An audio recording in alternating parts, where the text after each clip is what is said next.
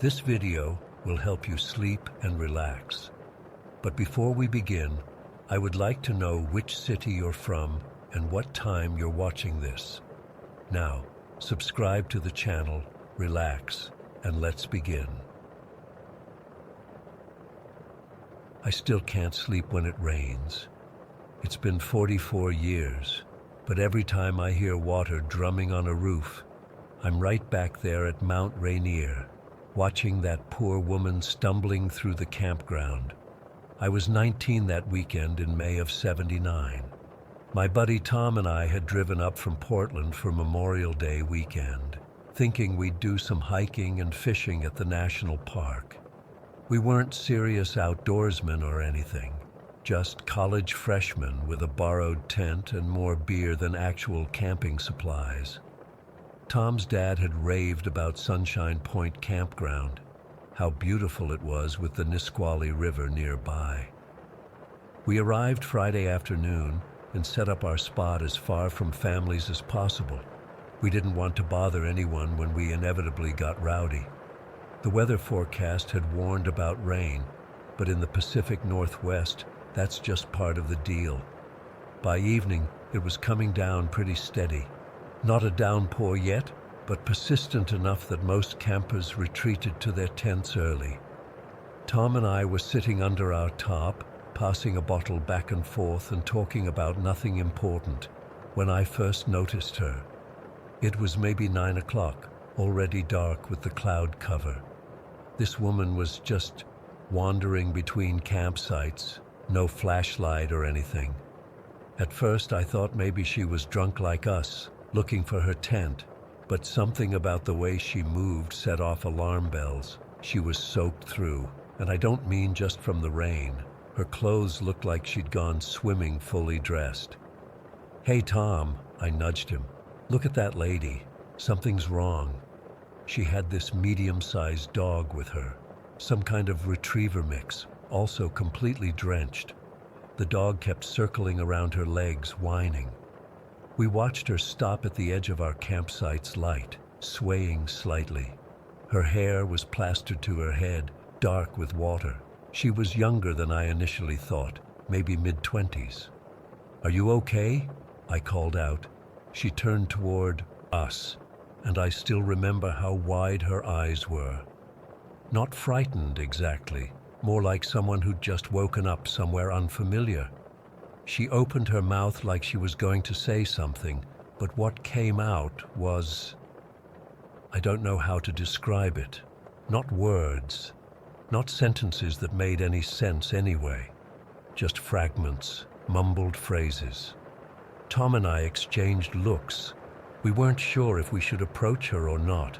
Neither of us was sober enough to make great decisions, but we were clear-headed enough to recognize someone in distress.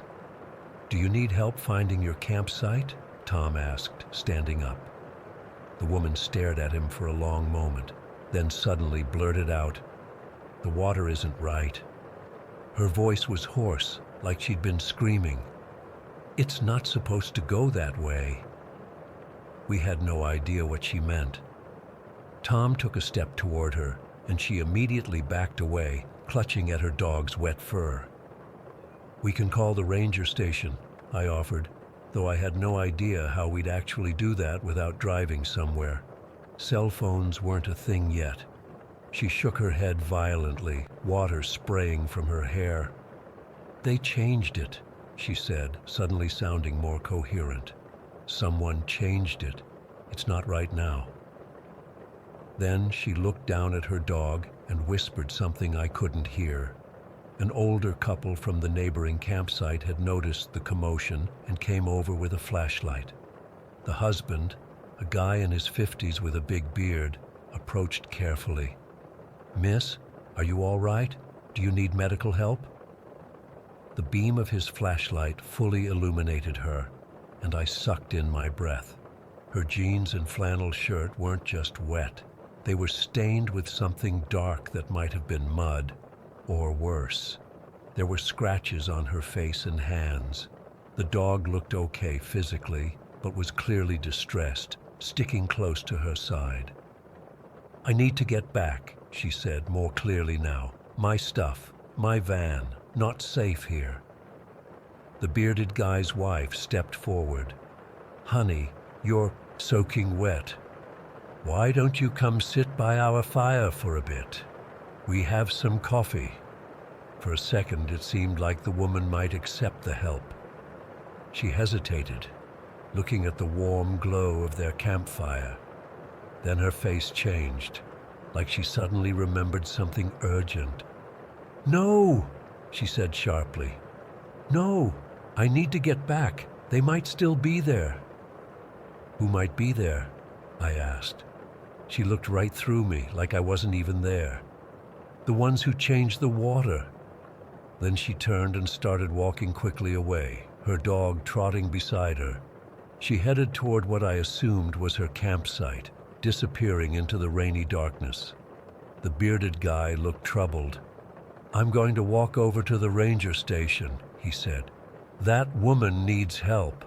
Looks like hypothermia, maybe. His wife nodded. Might be drugs, too. Did you see her eyes? I had seen her eyes. They were alert, but wrong somehow. Like she was seeing things we couldn't. Tom and I went back to our beers, but the mood was killed. We talked about the woman, wondering what had happened to her. Had she fallen in the river? Been attacked by something? We eventually crashed in our tent around midnight, the rain picking up intensity, drumming on the nylon above us. The next morning, we woke to commotion. 2 ranger vehicles were parked in the campground loop, and a small crowd had gathered. Tom and I wandered over, curious and a little hungover. The bearded guy from last night spotted us and waved us over. They can't find her, he said grimly. The woman from last night? Tom asked. He nodded. I told the rangers about her behavior. They went to check her campsite this morning. Everything's there. Tent, sleeping bag, cooler. But no sign of her or her dog. A female ranger was asking people if they'd seen or heard anything unusual during the night. When it was our turn, we described our interaction with the woman, how wet she was, what she'd said about the water not being right. Did she mention where she was? Camping specifically? The ranger asked. We shook our heads. Did she seem like she might harm herself? That question hit me like a punch to the gut. I hadn't considered that possibility. No, I said, though I wasn't really sure. She seemed confused, not suicidal. The bearded guy's wife joined the conversation. She mentioned a van, right? Said something about needing to get back to her van? The ranger made notes. Yes, we found her vehicle about a mile down the road. A '68 Volkswagen van with California plates. Looks like she walked from there to the campground for some reason. By midday, more officials had arrived. Sheriff's deputies, search and rescue teams with dogs. They fanned out from her campsite, focusing especially on the area near the Nisqually River. The rain had finally stopped, but the ground was saturated and the river was running high and fast. Tom and I decided to join one of the search parties. I couldn't stop thinking about her face, those eyes. We spent hours combing through underbrush, calling out her name, which we'd learned was Elaine, but found nothing. No footprints, no scraps of clothing caught on branches, nothing. When we returned to the main campground area, I overheard 2 deputies talking. The river's the most likely explanation, but no signs along the banks, not even the dog? Currents strong enough to sweep them miles downstream. Might never find them if that's what happened. Later that afternoon, they brought in what looked like Elaine's belongings from her tent, a sleeping bag, some clothes, a journal. I glimpsed the journal as a ranger carried it to his vehicle. It was one of those hardcover types with a marbled cover. For some reason, that small detail hit me hard. This was a real person with a life and thoughts and plans. not just some creepy campground story. A deputy interviewed Tom and me more formally, asking about everything we could remember. Had she mentioned anyone else? Any places? Any specific threats? We told him about her comments regarding the water and someone changing it, but that was all we had. Sounds like she might have been having some kind of episode, the deputy said. Maybe drugs, maybe mental health. But something about that explanation didn't sit right with me. Her fear had seemed specific, directed at something concrete, not generalized paranoia. That night, Tom and I debated whether to stay or leave. The whole campground had this heavy, somber feeling now. Most of the families with kids had packed up and left, but we decided to stick around one more night. I don't know why. Maybe some misguided feeling that we owed it to Elaine to see things through. The search continued the next day, but with diminishing intensity. By Monday, Memorial Day, they'd scaled back to just a few rangers checking areas they hadn't covered thoroughly. We overheard that they'd contacted Elaine's family in Oregon and California. She'd been driving up from San Luis Obispo, apparently alone except for her dog. Before we left that afternoon, I walked over to where her tent still stood. They'd left her campsite intact in case she somehow returned. It was a simple dome tent, dark green. Her camp chair sat empty beside the cold fire pit. A paperback novel lay open, face down on the chair arm, its pages swollen from the rain. I stood there for a long time, trying to make sense of it all. The rain had washed away any tracks she might have left, but surely something should have remained, some sign of where she went, what happened to her. As I turned to go, something caught my eye.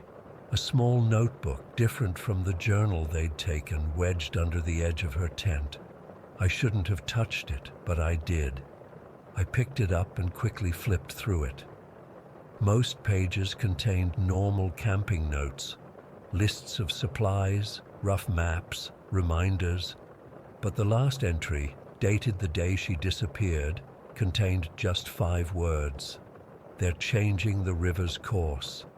I stared at that sentence, goosebumps rising on my arms despite the mild temperature. I should have given the notebook to the rangers, but something stopped me. Instead, I slipped it into my pocket before heading back to our campsite. I've kept it all these years, though I've never shown it to anyone until now. Tom and I drove back to Portland that evening, mostly silent. We'd come for a fun weekend and left with something dark and unresolved hanging over us. In the weeks that followed, I checked newspapers for updates on Elaine's case, but the stories quickly faded. Just another wilderness disappearance, presumed drowned. But I've never believed that explanation, not completely.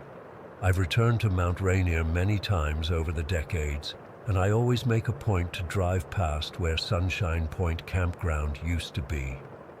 I say used to be because, ironically, in 2006, the Nisqually River flooded catastrophically, washing away that entire campground.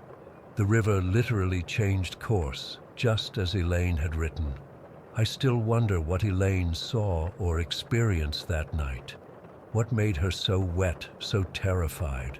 What did she mean about them changing the water? And how did she and her dog vanish so completely, leaving absolutely no trace behind? I don't have answers, but every time it rains at night, I remember her eyes, wild and knowing, and I wonder if, somehow, she saw something coming, something about that place, about that river, decades before the rest of us understood. Story 2. I've been debating whether to post this for a long time. It's been almost 4 years, but I still wake up in cold sweats thinking about it, about Danny, and about how close I came to being another headline in our local paper. I met Danny freshman year of college when we were randomly assigned as roommates. We hit it off immediately. He was this free-spirited guy who could make friends with anyone. After freshman year, we got an apartment together sophomore and junior year. By senior year, I'd gotten a studio apartment closer to campus while Danny wanted something cheaper, even if it meant living further away. That's when he found the listing for this 2-bedroom place about 2 miles from campus. It was in this old house that had been converted into apartments, the kind with peeling paint and a landlord who clearly did the bare minimum. The rent was ridiculously cheap, which should have been our first warning sign. I found a roommate already, Danny told me when I helped him move in. Some guy who graduated last year but is sticking around town, Tommy something. The landlord connected us. I remember the first time I met Tommy. It was moving day, and I was helping Danny carry a futon up the narrow staircase with its stained carpet. Tommy was coming down as we were struggling up. He was this big guy, not fat, just large, with broad shoulders and these massive hands. He had dark hair that hung past his ears, and when Danny introduced us, all Tommy did was nod his chin slightly. No smile, no "nice to meet you," nothing. Just these empty eyes staring at me for a beat too long before he continued down the stairs. That night at my place, I told Danny something felt off about Tommy. "Dude's giving me serious serial killer vibes," I said, only half joking. Danny just laughed. "He's just not a big talker, and the rent's dirt cheap. Besides, we both work different schedules, so I'll barely see him." Looking back, I wish I'd pushed harder. I wish I'd made Danny reconsider, but I didn't. I just let it go. About a week after moving in, Danny mentioned something that should have been another red flag. We were grabbing lunch between classes when he said, "Tommy hates my alarm clock." Danny was impossible to wake up. Normal alarms didn't work for him. He'd sleep right through them. His solution was this iPod docking station that blasted heavy metal at full volume.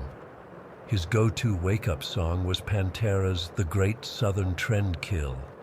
If you've ever heard it, you know it starts with this blood-curdling scream. It was effective, but Jesus, it would wake the dead. "He says it wakes him up and then he can't fall back asleep," Danny continued, taking a bite of his sandwich. "But I can't help it, man. It's the only thing that works." I asked if Tommy had been upset about it. "He's not happy," Danny shrugged. "But what can I do? I've got early classes." The next time I came over, about 2 weeks after Danny moved in, I noticed a yellow Post-it note on the fridge that said, "Silence is golden," in jagged all-caps handwriting. I pointed it out to Danny, who just rolled his eyes. "Yeah, Tommy's been leaving those. There was one on the bathroom mirror yesterday, too." "That's weird, man," I said. "Have you tried talking to him about it?" "He's never around when I'm awake," Danny said. "Our schedules don't line up. I leave for class before he gets up, and he works nights at that warehouse on Route 9. A month into the semester, I stopped by unexpectedly one evening to drop off some notes Danny had left in my car. Tommy answered the door. He didn't say anything, just stood there blocking the entrance. Is Danny home?" I asked, feeling immediately uncomfortable. Tommy stared at me for a moment before stepping aside. "Sleeping," he finally said. His voice was deeper than I expected and completely flat. Danny was indeed napping on the couch. When I woke him up, he seemed disoriented. "Tommy was just standing there?" he whispered after I told him about the weird encounter. "That's odd." "Has he been acting strange?" I pressed. Danny hesitated, then admitted, "I woke up at like 3 in the morning a couple nights ago and found him just standing outside my bedroom door. He said he thought he heard something, but..." He trailed off. "Dude, that's not normal. You need to get out of here." Danny laughed it off. The rent's too good, man, and it's not like he's done anything threatening. 2 months into the semester, things escalated. Danny texted me saying Tommy had disconnected his iPod dock while he was in the shower, making him late for class. Another time, he found all the batteries removed from his backup alarm clock. "You can crash on my couch," I offered, "just until you find a new place." "It's not that bad," Danny insisted. "He's just particular about noise." The last time I saw Danny alive was on a Monday night. We grabbed dinner, and he seemed tired. He mentioned Tommy had been extra weird lately. Apparently, he'd caught Tommy in his room going through his things. When confronted, Tommy claimed he was looking for the noise. "The noise?" I asked. "That's what he calls my alarm, just the noise." Danny shook his head. "I told him to stay out of my room. I begged him again to leave." "This guy is bad news, Danny. Just stay at my place tonight, and we'll figure something out tomorrow." But Danny, always stubborn, insisted he was overreacting. "It's fine. He's weird, but harmless. Besides, I've got an early class tomorrow." That was the last thing he ever said to me. Tuesday came and went without a text from Danny, which was unusual. He always sent memes or complained about his professors. By evening, I'd called him 3 times with no answer. Something felt wrong in my gut. I drove to his apartment around 8 o'clock. The lights were on, but Danny's car was still in the lot, which made no sense. He should have been at his evening lab. I knocked, but no one answered. Then I tried the doorknob and found it unlocked. The apartment was eerily quiet when I stepped inside. The only light came from the TV in the living room, casting this blue flickering glow across everything. It smelled wrong, metallic and sour. "Danny?" I called out. No answer. His bedroom door was partially open. I pushed it further, and that's when my entire world collapsed. Danny was on his bed. At first, in the dim light, I thought he was sleeping, but then I noticed the dark stain spread across his sheets. His throat had been cut open, not a clean slice, but this jagged, ugly gash that looked like it had been hacked with something dull. His eyes were open, staring at nothing. The iPod docking station lay smashed to pieces on the floor. I couldn't breathe. I couldn't move. My brain couldn't process what I was seeing. Then I heard the floorboards creak behind me. Tommy was standing in the hallway. His shirt had dark stains on it. His face was completely blank, showing no emotion whatsoever. "He couldn't stop," Tommy said in that flat voice. "That noise, every morning. I asked him. I warned him." He took a step toward me, and I noticed something in his hand, a kitchen knife with a dried brownish substance on the blade. His eyes flicked to the broken alarm clock, then back to me. "You heard it too, didn't you? You know how it was." Something snapped me out of my paralysis. I bolted for the door, fumbling with the handle as my sweaty hands slipped on the knob. I could hear Tommy's heavy footsteps behind me, unhurried but steady. I made it to my car, hands shaking so badly I dropped my keys twice before managing to start the engine. As I peeled out of the parking lot, I looked in my rearview mirror and saw Tommy standing in the street, just watching me drive away with that same empty expression. I called 911 from the nearest gas station, sobbing and barely coherent. The police arrested Tommy that night. They found him sitting calmly on the couch, watching TV as if nothing had happened. The murder weapon was in the kitchen sink, still unwashed.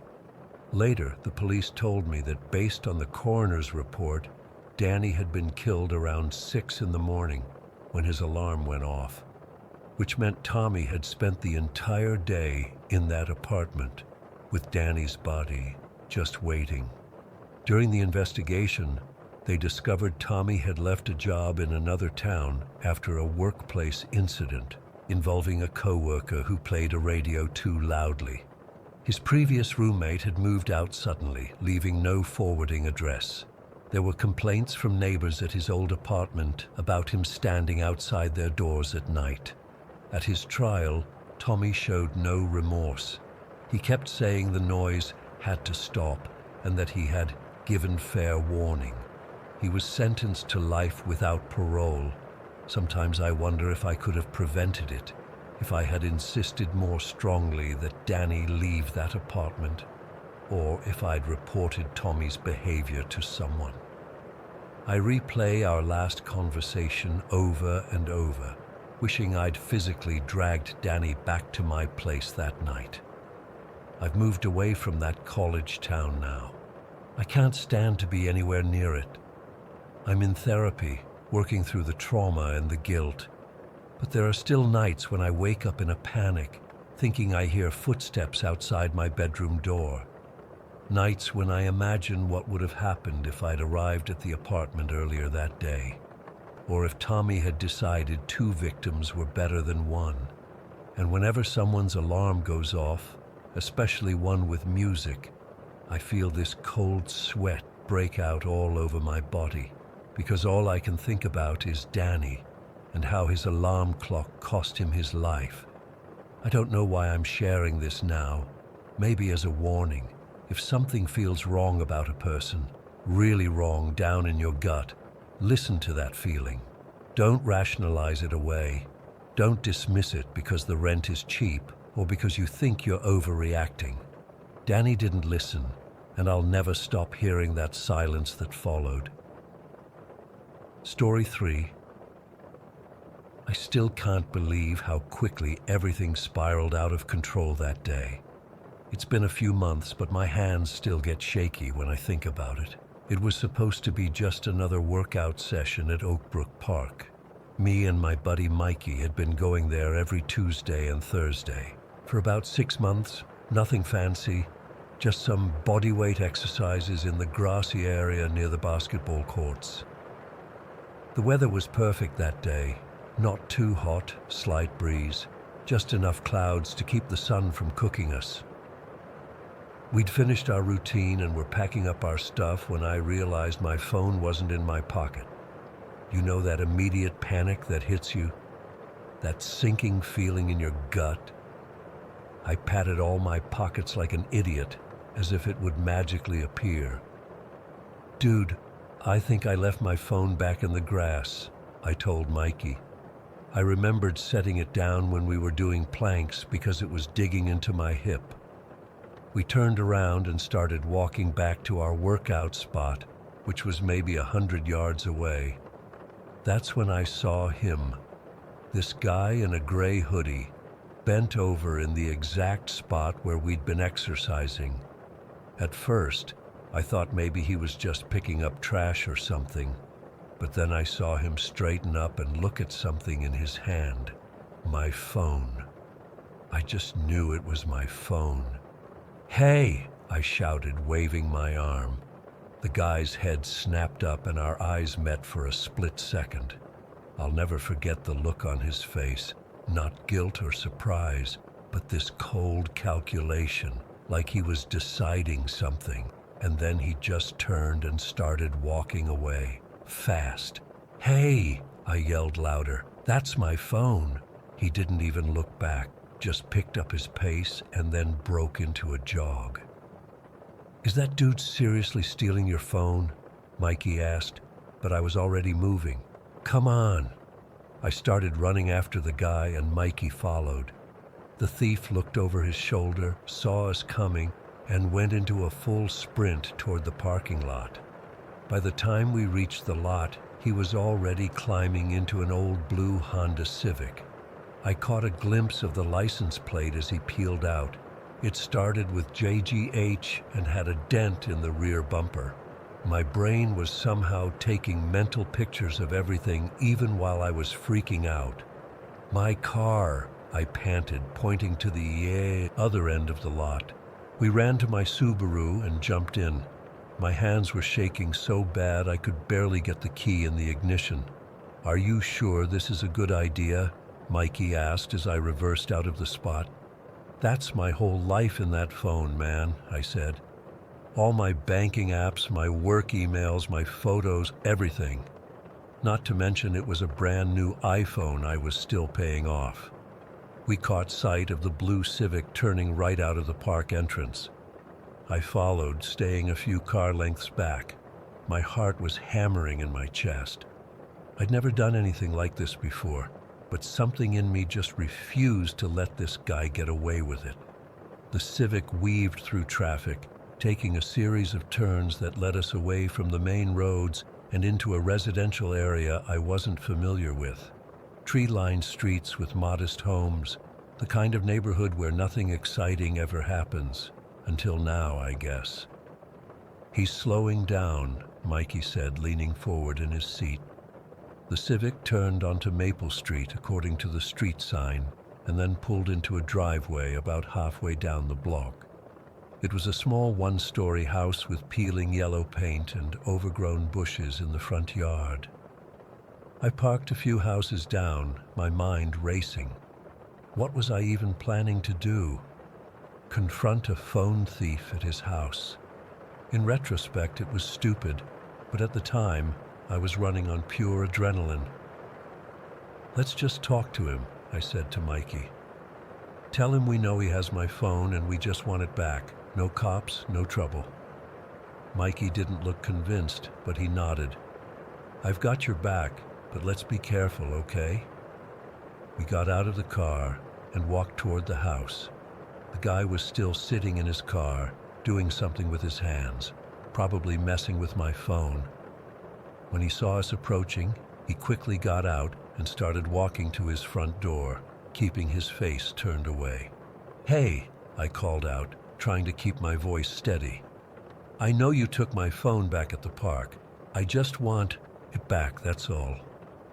The guy stopped at his door and finally turned to face us. He was older than I'd thought, maybe in his late 30s, with a patchy beard and bloodshot eyes. "I don't know what you're talking about," he said, his voice raspy. "You've got the wrong guy." "We literally watched you pick it up and run," Mikey said. "We're not trying to cause problems, just give the phone back." The guy's eyes darted between us, then to the street behind us. "I didn't take anything. Get off my property before I call the cops." "That's fine," I said, pulling my own bluff. "Let's call them. I've already tracked my phone to this address anyway." That was a lie. My phone was turned off, or I would have tried that already. Something changed in his face then, a flash of panic that confirmed he definitely had my phone. "Last chance," he said, opening his front door. "Get lost." Then he went inside and slammed the door shut. I looked at Mikey. Now what? "Maybe we should just call the police and let them handle it," he suggested. He was right, but I was so close. "Let's just knock one more time. Maybe he'll realize we're serious." We walked up to the front door and I knocked firmly. We waited. I knocked again, louder this time. The door swung open, but it wasn't just the guy from the park. Now there was a woman with him, thin, with stringy blonde hair and the same bloodshot eyes. And they were both holding baseball bats. "I told you to get the fuck off my property," the man shouted, taking a step forward and raising the bat. My stomach dropped to my feet. This was way more than I'd bargained for. I grabbed Mikey's arm and started backing away. We're going," I said, raising my hands. The woman was staring at us with this manic intensity that scared me more than the bats. There was something not right about her eyes, pupils like pinpoints.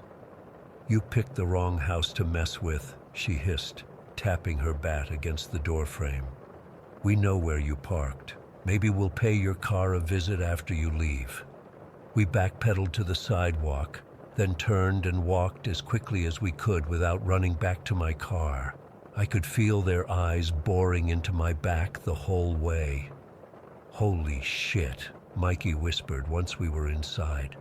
"Those people are on something." My hands were shaking so bad I dropped my keys twice before I could start the car. I pulled away from the curb and drove to the end of the street before stopping.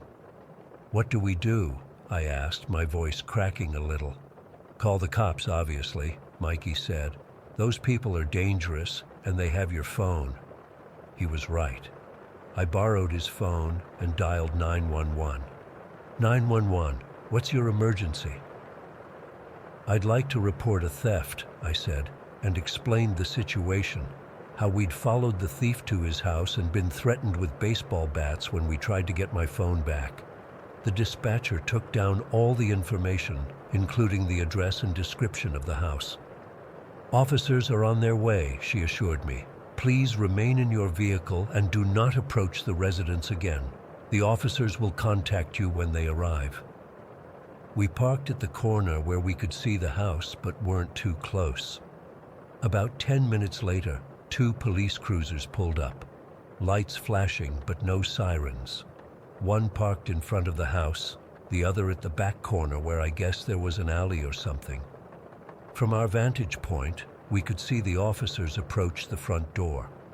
One knocked while the other stood to the side, hand near his holster. There was no answer at first. The officer knocked again, louder. Suddenly, the back door of the house burst open and the guy from the park came sprinting out. He made it about 20 feet before the officer waiting in the back tackled him to the ground. Even from a distance I could see him struggling, but the officer had him cuffed within seconds.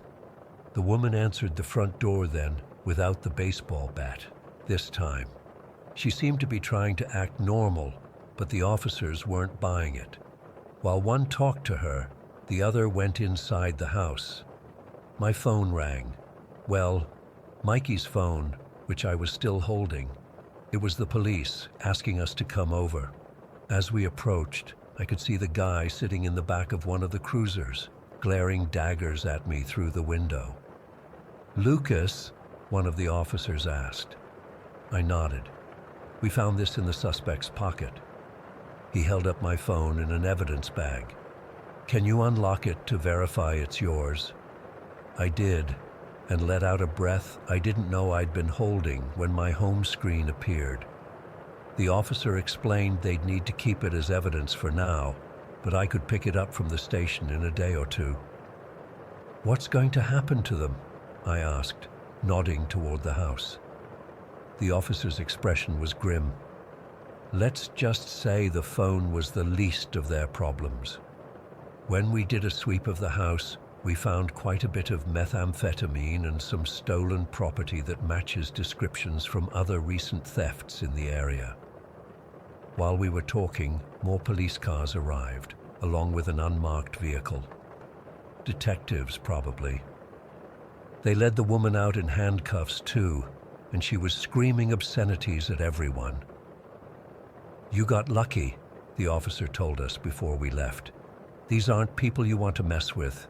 Next time, just call us from the start, okay?" I nodded, feeling a weird mix of relief and lingering fear. On the drive home, Mikey and I were mostly quiet, processing what had happened. "Can you imagine if they'd invited us inside?" Mikey finally said. "Or if they'd followed through on that threat to mess with your car?" I couldn't stop thinking about it. Over a phone. Just a stupid phone that could have cost us way more than its dollar value. I picked up my phone from the police station 2 days later. When I turned it on, I had a notification that someone had tried to access my banking app multiple times. The thought of that guy scrolling through my photos, reading my messages, trying to get into my accounts. It made my skin crawl. I've changed all my passwords since then. I don't work out at Oakbrook Park anymore. I've got a death grip on my phone whenever I'm in public. And sometimes, when I'm driving, I check my rearview mirror a little more often than I used to, half expecting to see a blue Honda Civic with a dented bumper. All because I set my phone down for a few minutes on a normal Tuesday afternoon. That's how fast your whole sense of safety can disappear. Story 4. I've been putting off sharing this story for ages because it still creeps me out so badly, but I think I need to finally get it off my chest. This happened about 10 years ago when I was 9 years old, and even though so much time has passed, I still get chills thinking about it. Back then, soccer was pretty much my whole life. I was on this team with a bunch of other girls my age, and we'd have games almost every weekend. My parents never missed a game. My dad was super invested and would cheer way too loudly, which was totally embarrassing, but also kind of nice. Anyway, this particular Saturday started out completely normal. It was early fall, I remember, because I was wearing my favorite long-sleeve shirt under my jersey since there was a slight chill in the air. Our team was playing against a rival school from the next town over. We were all pumped up because we'd lost to them the previous season. I remember scanning the bleachers before the game started, seeing all the usual parents with their coffee thermoses and folding chairs. That's when I first noticed him, a man sitting by himself at the very end of the bleachers. At first, I didn't think much of it. Maybe he was someone's uncle or a coach from another team checking us out. But something felt off. He wasn't talking to anyone else, and he kept looking at our team, specifically. During water breaks, I'd glance over and catch him still watching. Not the game, us, the girls. He didn't cheer when goals were scored. He just observed. He was wearing a dark blue jacket and jeans, nothing remarkable, but his intense focus made my stomach feel weird. After the game, we won, by the way, my friend Sarah invited a bunch of us over to her house in Millbrook to hang out. This was our normal Saturday routine. Whoever's parents were willing to host would have us all over after games. I remember my mom saying she'd pick me up around 6 that evening, giving me plenty of time to celebrate our win with my friends. There were 6 of us total who went to Sarah's that day. Me, Sarah, Emma, Zoe, Jasmine, and Madison. We were all still hyped up from winning, so when we got to Sarah's house, we didn't go inside right away. Instead, we grabbed some juice boxes from her kitchen and went back outside to kick around a ball in her front yard. That's when I saw him again. Across the street, parked about 3 houses down, was this brownish silver sedan. Not super old, but definitely not new either. The windows were slightly tinted, but not so dark that I couldn't see who was behind the wheel. It was the same man from the soccer field, just sitting there, staring directly at us. My heart started pounding really hard. At first, I thought maybe I was being paranoid or something. I mean, what were the chances? So I nudged Sarah and whispered, "Hey, do you know that guy? The one in that car over there?" Sarah looked over, squinting in the afternoon sun. "No. Why would I know him? He was at our game earlier, and now he's here," I said, trying to keep my voice steady. Sarah frowned. "That's weird. Maybe he lives around here?" "Maybe," I said, but I didn't believe it. The way he was just sitting there, engine off, not even pretending to be doing anything else but watching us, it felt wrong. I glanced at the others who were still passing the ball, back and forth, completely oblivious. I didn't want to freak everyone out, but I also didn't want to keep playing outside with that guy watching us. "Let's go inside," I suggested, trying to sound casual. "It's getting kind of chilly out here." Thankfully, no one argued. We all headed inside, and I tried to push the strange man out of my mind. Sarah's house was really nice. Her parents had money, and they'd recently renovated. Her bedroom was upstairs in the back of the house, overlooking their backyard. It was huge compared to mine, with a big TV mounted on the wall. We decided to watch some movie. I can't even remember what it was now. Something with talking animals, I think. We were all sprawled across Sarah's bed and the floor, just being silly girls, laughing and throwing popcorn at each other. About 20 minutes into the movie, I had almost forgotten about the man. Sarah's mom had brought us up some snacks, and we were all comfortable and relaxed. The bedroom window was partially open because the room got stuffy with 6 of us in there, and a light breeze was coming through. Then I heard it, a soft, deliberate tapping sound, like fingernails on glass. At first, I thought maybe it was a branch from the tree near the window. But when I looked over, my entire body went cold. There, peering through the gap in the curtains, was the man's face. He was smiling. Not just any smile, this wide, unnatural grin that made my skin crawl. And he was waving, like we were supposed to be happy to see him. I couldn't even scream at first. My mouth opened, but nothing came out. Then Emma saw where I was looking and let out this piercing shriek that snapped me out of my frozen state. We all started screaming at once.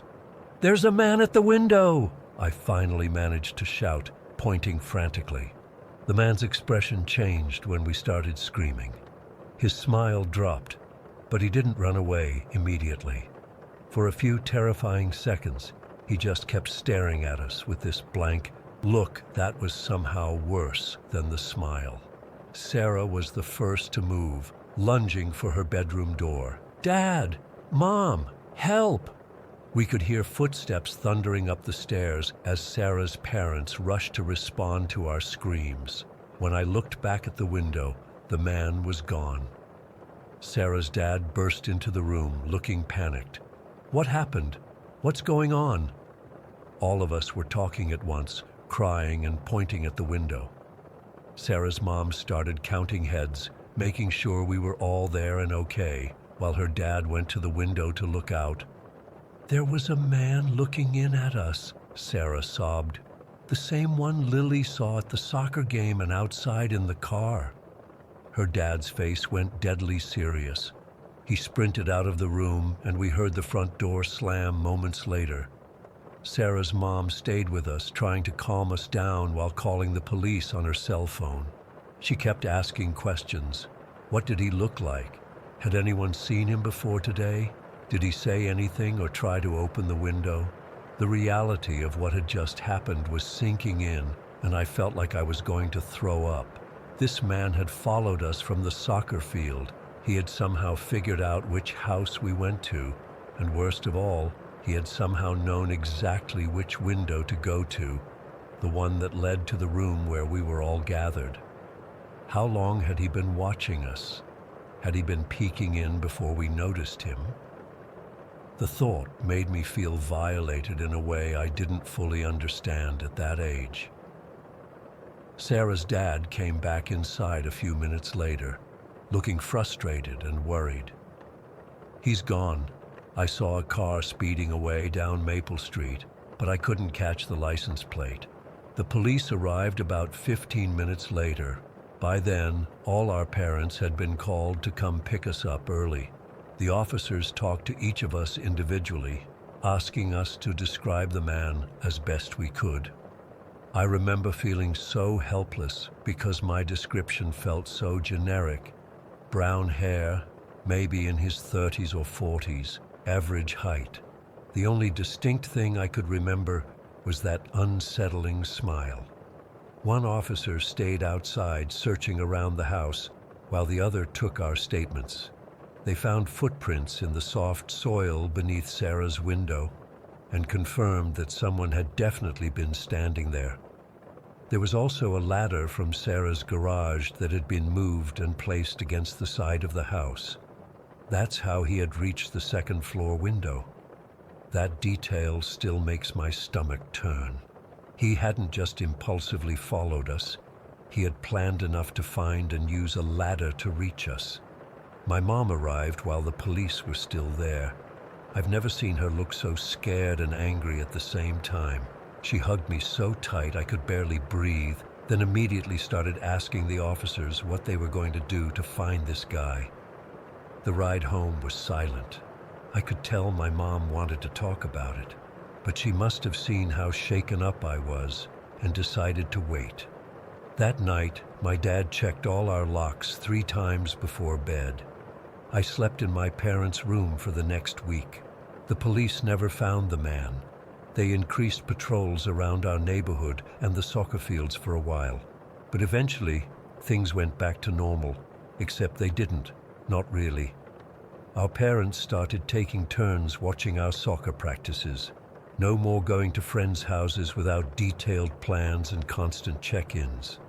Sarah's family installed a security system the very next week. For months afterward, I'd wake up in the middle of the night, convinced I'd heard tapping at my window. I'd freeze in my bed, too terrified to even look. Sometimes I still do. The thing that haunts me most, even all these years later, is that I have no idea what would have happened if we hadn't noticed him when we did. Was he planning to try and get in? Was he just trying to scare us? And why us? 6 random 9-year-old girls. I'm 19 now, but I still check behind the shower curtain every time. I go into a bathroom. I still can't sleep with my window uncovered, even on the hottest summer nights. And I still feel my heart race whenever I notice someone watching me for too long. I don't know if he's still out there somewhere, or if he moved on to scare other children. All I know is that the image of his face in that window, with that horrible smile and those empty eyes, will stay with me forever. And I still wonder sometimes if one day I'll hear that tapping sound again. Story 5. I don't even know where to begin with this. Typing it out feels surreal, like I'm finally admitting that this nightmare actually happened. My name is Sam Duball. I'm 33, a doctor with a Harvard medical degree, and last month I started as an assistant professor in anthropology at UW. All my life I've been the responsible one, the guy who plans everything, who studies the map twice, who brings extra supplies, and now I'm the guy who disappeared. It was Columbus Day weekend in October 2020. After weeks of settling into my new position at the university, I badly needed some time in the mountains to clear my head. The Mother Mountain Loop at Rainier had been on my bucket list for ages. 17 miles of pure wilderness with stunning views of the mountain, perfect for an overnight trek. I've hiked solo in the Himalayas, for crying out loud. This was supposed to be straightforward. I packed everything properly. Tent, sleeping bag rated for below freezing, extra warm clothes, rain gear, compass, paper maps, GPS device, extra batteries, first aid kit, water purification, more than enough food, the works. My sister Dina even teased me about overpacking when I sent her my gear list the night before. The morning of October 10th was clear and crisp. Perfect hiking weather. I parked at Mowich Lake around 7 in the morning. The lot was maybe a quarter full, but most people seemed to be heading for shorter day hikes. I remember feeling that rush of excitement as I locked my car, adjusted my pack, and hit the trail. The first few hours were uneventful, exactly what I expected. The trail winds through these gorgeous old-growth forests with rays of light filtering through. I passed a couple of groups early on, exchanged the usual hiker pleasantries. Around noon, I stopped at a clearing for lunch and to take some photos of Rainier. The mountain was stunning that day, not a cloud in sight, which is rare for October. By mid-afternoon, I'd covered about 7 miles and was making great time. I remember checking my GPS and feeling satisfied with my progress. The trail gets more remote after the junction at Spray Park, and that's when things started to feel different. Not wrong, exactly, just different. The temperature dropped noticeably, and fog started rolling in. Not unusual for these mountains. Weather changes fast up there. I put on my extra layer and kept moving. The fog thickened so quickly that visibility dropped to maybe 50 feet within minutes. I wasn't worried, though. I had my GPS, compass, and knew the trail well from studying the maps. Around 4 in the afternoon, I noticed something odd. The fog had this strange quality to it, almost like it was pulsing. I know how that sounds, but it's the only way I can describe it. Like it was breathing. I remember stopping and watching it for a few minutes, mesmerized. The silence was absolute. No birds, no wind, nothing. Just me and this weird, pulsing fog. I shook it off and kept hiking, but that's when I realized the trail markers had become harder to find. I started checking my GPS more frequently. The device showed I was still on the trail, but something felt off about my surroundings. The trees looked different, older, more twisted. The undergrowth seemed denser than what I'd seen earlier on the same loop. Around 5, I had my first real moment of concern. My GPS started glitching. The screen would freeze, then jump to show me in completely different locations. I tried rebooting it, but it kept showing me jumping all over the map. No problem, I thought. I have my compass and paper maps. Except when I pulled out my compass, the needle was spinning wildly. That's when the first surge of real fear hit me. I'm not someone who panics easily, but something about this situation felt fundamentally wrong. I decided to make camp while I still had some daylight left. I found a small clearing that seemed relatively flat and started setting up my tent. As I was hammering in the stakes, I noticed marks on some of the surrounding trees, not trailblazes, but strange, intricate patterns carved into the bark. They looked old, weathered, but definitely man-made. I took out my phone to snap a photo, but the battery had drained completely. It had been at 80% just an hour earlier. The fog was getting thicker and daylight was fading fast. I finished setting up camp, got inside my tent, and tried to calm myself with some food and hot tea from my thermos. The silence outside was deafening. No animal sounds at all. In all my years of wilderness experience, I'd never encountered such absolute silence in a forest. I must have dozed off eventually, though I don't remember falling asleep. What woke me was a sound I still can't explain, like a low humming that seemed to come from everywhere and nowhere at once. The inside of my tent was illuminated by a faint, pulsing blue light filtering through the fabric. My watch said it was just after midnight. I unzipped the tent just enough to peek outside. The fog had become almost solid-looking, and it was glowing, a soft blue phosphorescence that made everything look alien and unreal. But what made my blood run cold were the shadows moving through the fog, tall, slender shapes that seemed to glide rather than walk. I zipped the tent closed and tried to convince myself I was seeing things, that maybe I was still half asleep. But the humming grew louder, and I could feel a vibration through the ground beneath me. Then came the whispers, not in English, not in any language I've ever heard. Multiple voices seemingly circling my tent. I'd like to say I acted bravely, but the truth is, I curled up in my sleeping bag, eyes shut tight, heart pounding so hard I thought it might burst. The whispers and the humming continued for what felt like hours. At some point, exhaustion must have overtaken fear, because the next thing I remember is waking up to silence. Dawn was breaking. The fog was gone, the forest looking normal again in the gray morning light. I packed up camp faster than I ever have before and started hiking in what I thought was the direction back to the trailhead. Without working electronics, I had to rely on the sun and my paper map. But nothing matched up. Landmarks that should have been there weren't. The trail itself seemed to shift, sometimes clear and obvious, other times fading to nothing before reappearing in a completely different direction.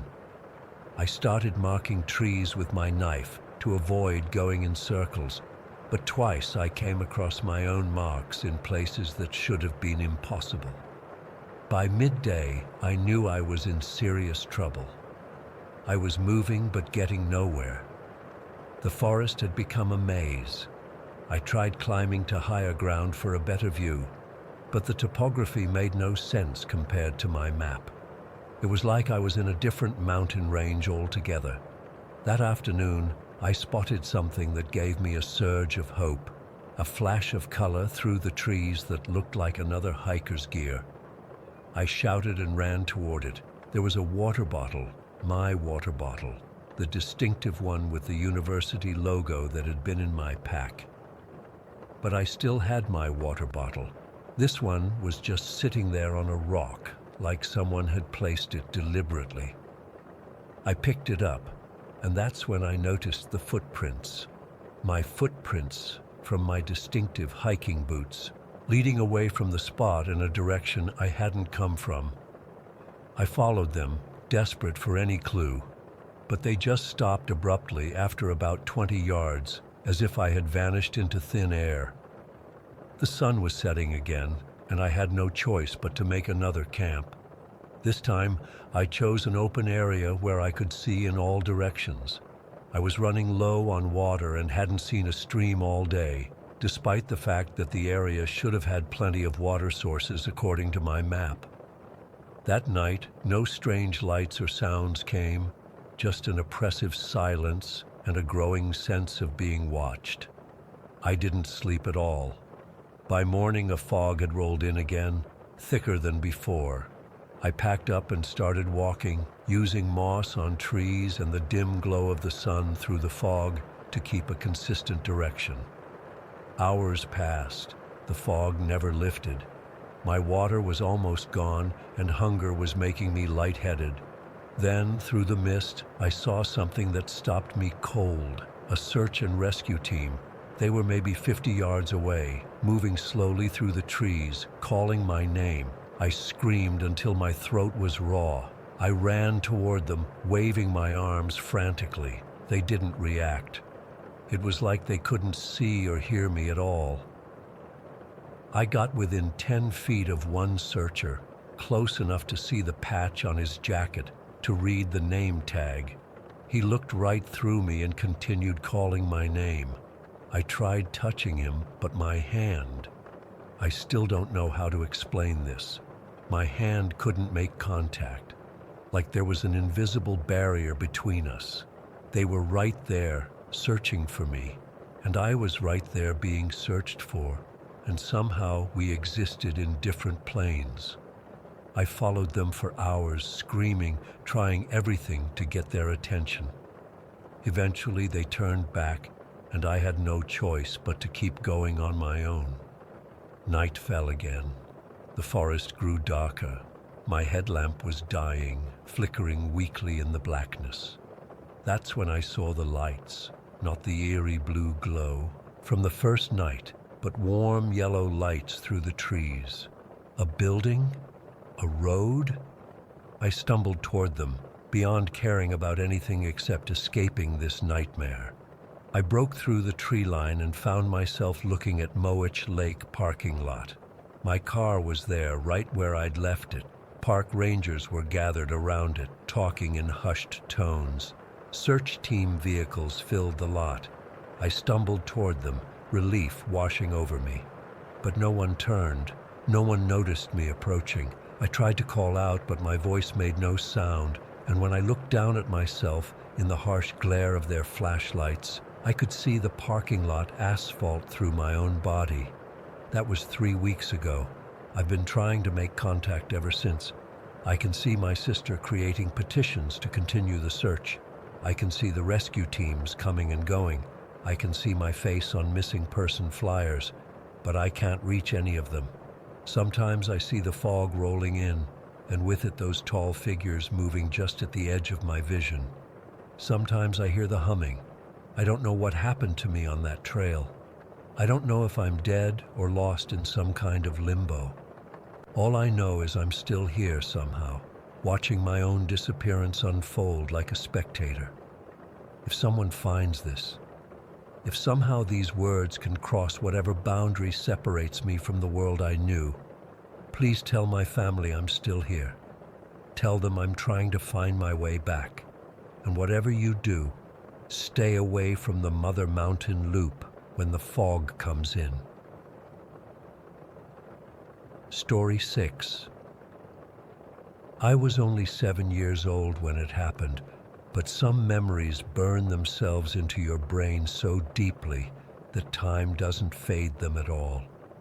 It's been 23 years, and I still can't hear a porch swing creak without feeling my heart jump into my throat. It was Halloween night in Pinewood, the suburb where I grew up. Most kids my age were already in bed. Their sugar highs crashed after trick-or-treating. Not me, though. My parents were pretty relaxed about bedtime on weekends and holidays, and I'd managed to convince them to let me stay up later than usual to watch a special Halloween cartoon marathon. Mom and Dad had gone to bed around 10, leaving me alone in the living room with a blanket and the soft glow of the TV. Our house was one of those typical suburban homes with a nice front porch that wrapped halfway around. My dad had installed a wooden swing the summer before, and my mom had decorated it with cushions. During the day, it was my favorite spot to read or just swing back and forth while watching the neighborhood. But that night, it became something else entirely. It must have been around 10:30 when I first heard it. The house was quiet except for the TV, which I had turned down so I wouldn't wake my parents. At first, I thought it was just part of the show I was watching, that slow, rhythmic creak. But during a commercial break, I realized the sound was still there. Creak, creak, creak. My stomach tightened. I knew that sound. It was our porch swing. The hinges needed oiling, and they made that exact noise whenever anyone sat on it.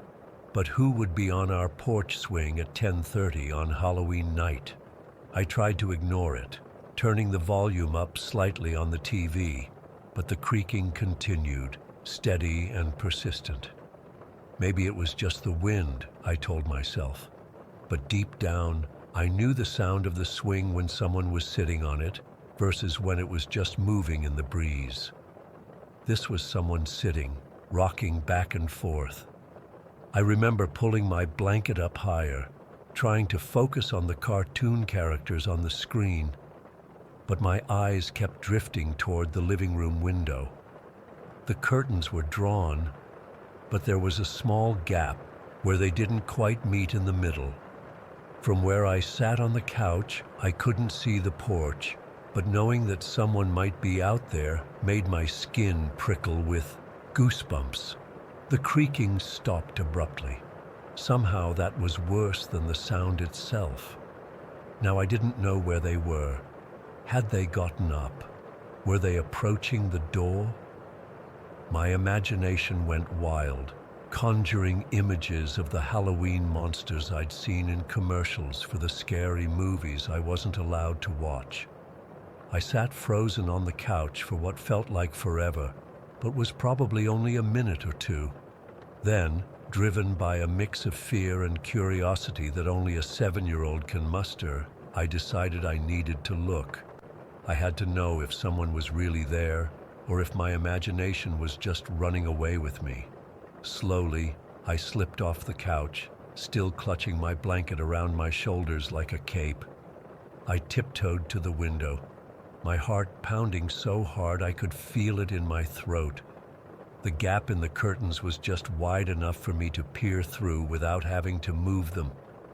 What I saw will forever be burned into my memory. There was a woman sitting on our porch swing, not a teenager playing a prank, not a lost neighbor. A woman probably in her 50s with gray streaked hair that hung in tangled clumps around her face. She was wearing nothing but a white nightgown, and even in the dim porch light, I could see dark stains all over it. In her right hand, clutched tightly, was what looked like a large kitchen knife, the kind my mom used to cut up chicken. She wasn't swinging anymore. She was just sitting there, staring straight ahead at our front door. her eyes wide and unblinking. The knife rested on her lap, her fingers opening and closing around the handle in a weird, twitchy rhythm. I stumbled backward, nearly tripping over my own feet. This wasn't a ghost or a monster from a movie. This was a real person, a real threat sitting just outside our house. I ran to my parents' bedroom, not caring anymore about making noise. I burst through their door, already sobbing. "Dad, Mom, there's a lady on the porch. She has a knife." My dad groaned and rolled over, squinting at me in the darkness. "Tommy, what are you talking about? You've been watching scary shows again, haven't you?" "No, she's real. She's sitting on the swing and she has blood all over her nightgown and she has a knife." I was practically hyperventilating by this point. Mom sat up, looking concerned. "Honey, did you have a bad dream?" "I wasn't sleeping. I was watching TV and I heard the swing creaking and I looked, and she's there." Dad sighed, running a hand through his hair. "Tommy, it's Halloween. Your imagination is just... She's real," I screamed, tugging at his arm desperately. "Please, just come look." Dad looked at Mom, who gave him a nod. "All right, buddy, let's go check it out. But I bet it's just the wind moving the swing." He shuffled out of bed, pulling on his robe. I clung to his hand as we walked down the hallway. I could tell he didn't believe me. He had that patient but dismissive expression parents get when humoring their kids. But I knew what I'd seen. "Stay here," Dad said when we reached the living room, motioning for me to wait by the couch. He walked to the window first, peering through the same gap in the curtains I had used. I'll never forget how his body stiffened, how quickly his demeanor changed from sleepy disbelief to alert panic. "Jesus Christ," he whispered, immediately backing away from the window. "Cindy," he called to my mom, trying to keep his voice steady but urgent. "Call the police, now." Mom appeared in the hallway, her face confused. "What is it?" "Call the police," Dad repeated, his voice dead serious. "Tommy's right. There's someone on the porch." While Mom rushed to the phone in their bedroom, Dad moved quickly to the front door, checking that it was locked. Then he went to the cabinet where he kept his shotgun. I'd never seen him take it out before except for cleaning it. "Tommy, go to your room and stay there until I come get you," he ordered. But I was frozen in place, terrified of being alone. Before I could move, there was a soft knock at the door, 3 gentle taps that seemed to echo through the whole house. Dad motioned desperately for me to get back, raising the shotgun to his shoulder. I scrambled behind the couch, peeking over the top. "Who's there?" Dad called out, his voice much steadier than I expected.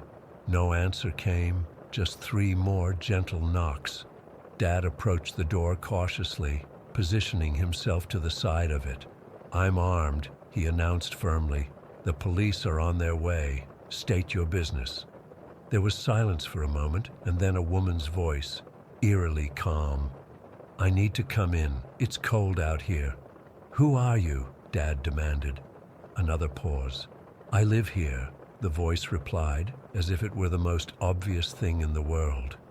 "Let me in, please. There's been an accident." Mom returned to the living room, whispering, "Police are on their way." 5 minutes. Her eyes were wide with fear as she looked at the door. Dad nodded, keeping his focus on the door. "Ma'am, this is private property. You need to leave now." The knocking became more insistent. "Let me in!" The calm voice was rising now, taking on a frantic edge. "I need to come in." Dad motioned for Mom to take me away, but before she could reach me, there was a sudden crash. The woman had slammed herself against the door. The whole frame shuddered. Mom ran to me then, pulling me against her as we backed toward the hallway. Dad remained by the door, shotgun ready. The woman slammed against the door again, and I could hear her breathing heavily through the wood. "Let me in. Somebody killed my husband, but it wasn't me. It wasn't me." Her words sent ice through my veins. Mom's arms tightened around me, and I buried my face in her nightgown. "The police are almost here," Dad called out. "Step away from the door." There was a rattling sound. She was trying the doorknob. I peeked out from Mom's embrace to see Dad adjusting his grip on the shotgun, his knuckles white. Suddenly, the rattling stopped. There was a moment of complete silence, so absolute it seemed to press against my eardrums. Then came the sound of rapid footsteps across the porch, followed by the creak of the steps. Dad rushed to the window, carefully pulling the curtain aside just enough to look out. "She's running across the yard," he reported tensely.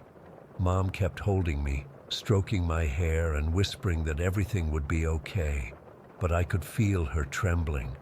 Dad moved from window to window, tracking the woman's movements. "She's going to the Andersons' place," he said, his voice tight with alarm. He rushed back to the door, hesitating with his hand on the lock. "Don't you dare go out there," Mom hissed. Dad shook his head. "I'm not, but I need to see if she gets in. The Andersons have kids too." The wail of police sirens cut through the night just as Dad reported that the woman was trying to force open the Andersons' back door. Within minutes, our street was bathed in red and blue flashing lights. 2 police cars pulled up and officers swarmed toward our house and then, at Dad's direction, toward the Andersons. We watched from our window as they apprehended the woman in the Andersons' backyard. Even from a distance, I could see her struggling, her nightgown glowing white under the harsh police lights, the dark stains standing out starkly. An officer came to take our statement while others secured the woman in a police car. Dad explained what had happened, his arm around my shoulders as he told them how I'd first noticed her. "You're a brave kid," the officer told me, but I didn't feel brave. I felt like my insides had turned to water. Later, after things had calmed down and the police had left, my parents sat me down to explain what they'd been told. The woman was mentally ill and had stopped taking her medication. She had attacked her husband with a knife, but hadn't managed to seriously hurt him.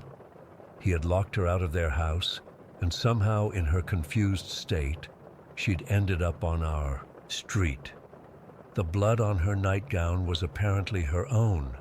She had cut herself, either in an attempt at self-harm or to try to frame her husband for attacking her. The police weren't entirely sure. What they did know was that she needed help, and she was being taken to a hospital where she would get it. But explanations didn't help me sleep that night, or many nights after. For months, I refused to be in the living room after dark. The creaking of the porch swing would send me into a panic. Even now, as an adult living in my own home hundreds of miles from Pinewood, I can't have a porch swing. I keep my doors double locked at night, and I still sometimes wake up in a cold sweat, thinking I hear those 3 gentle knocks. Halloween has never been the same for me either.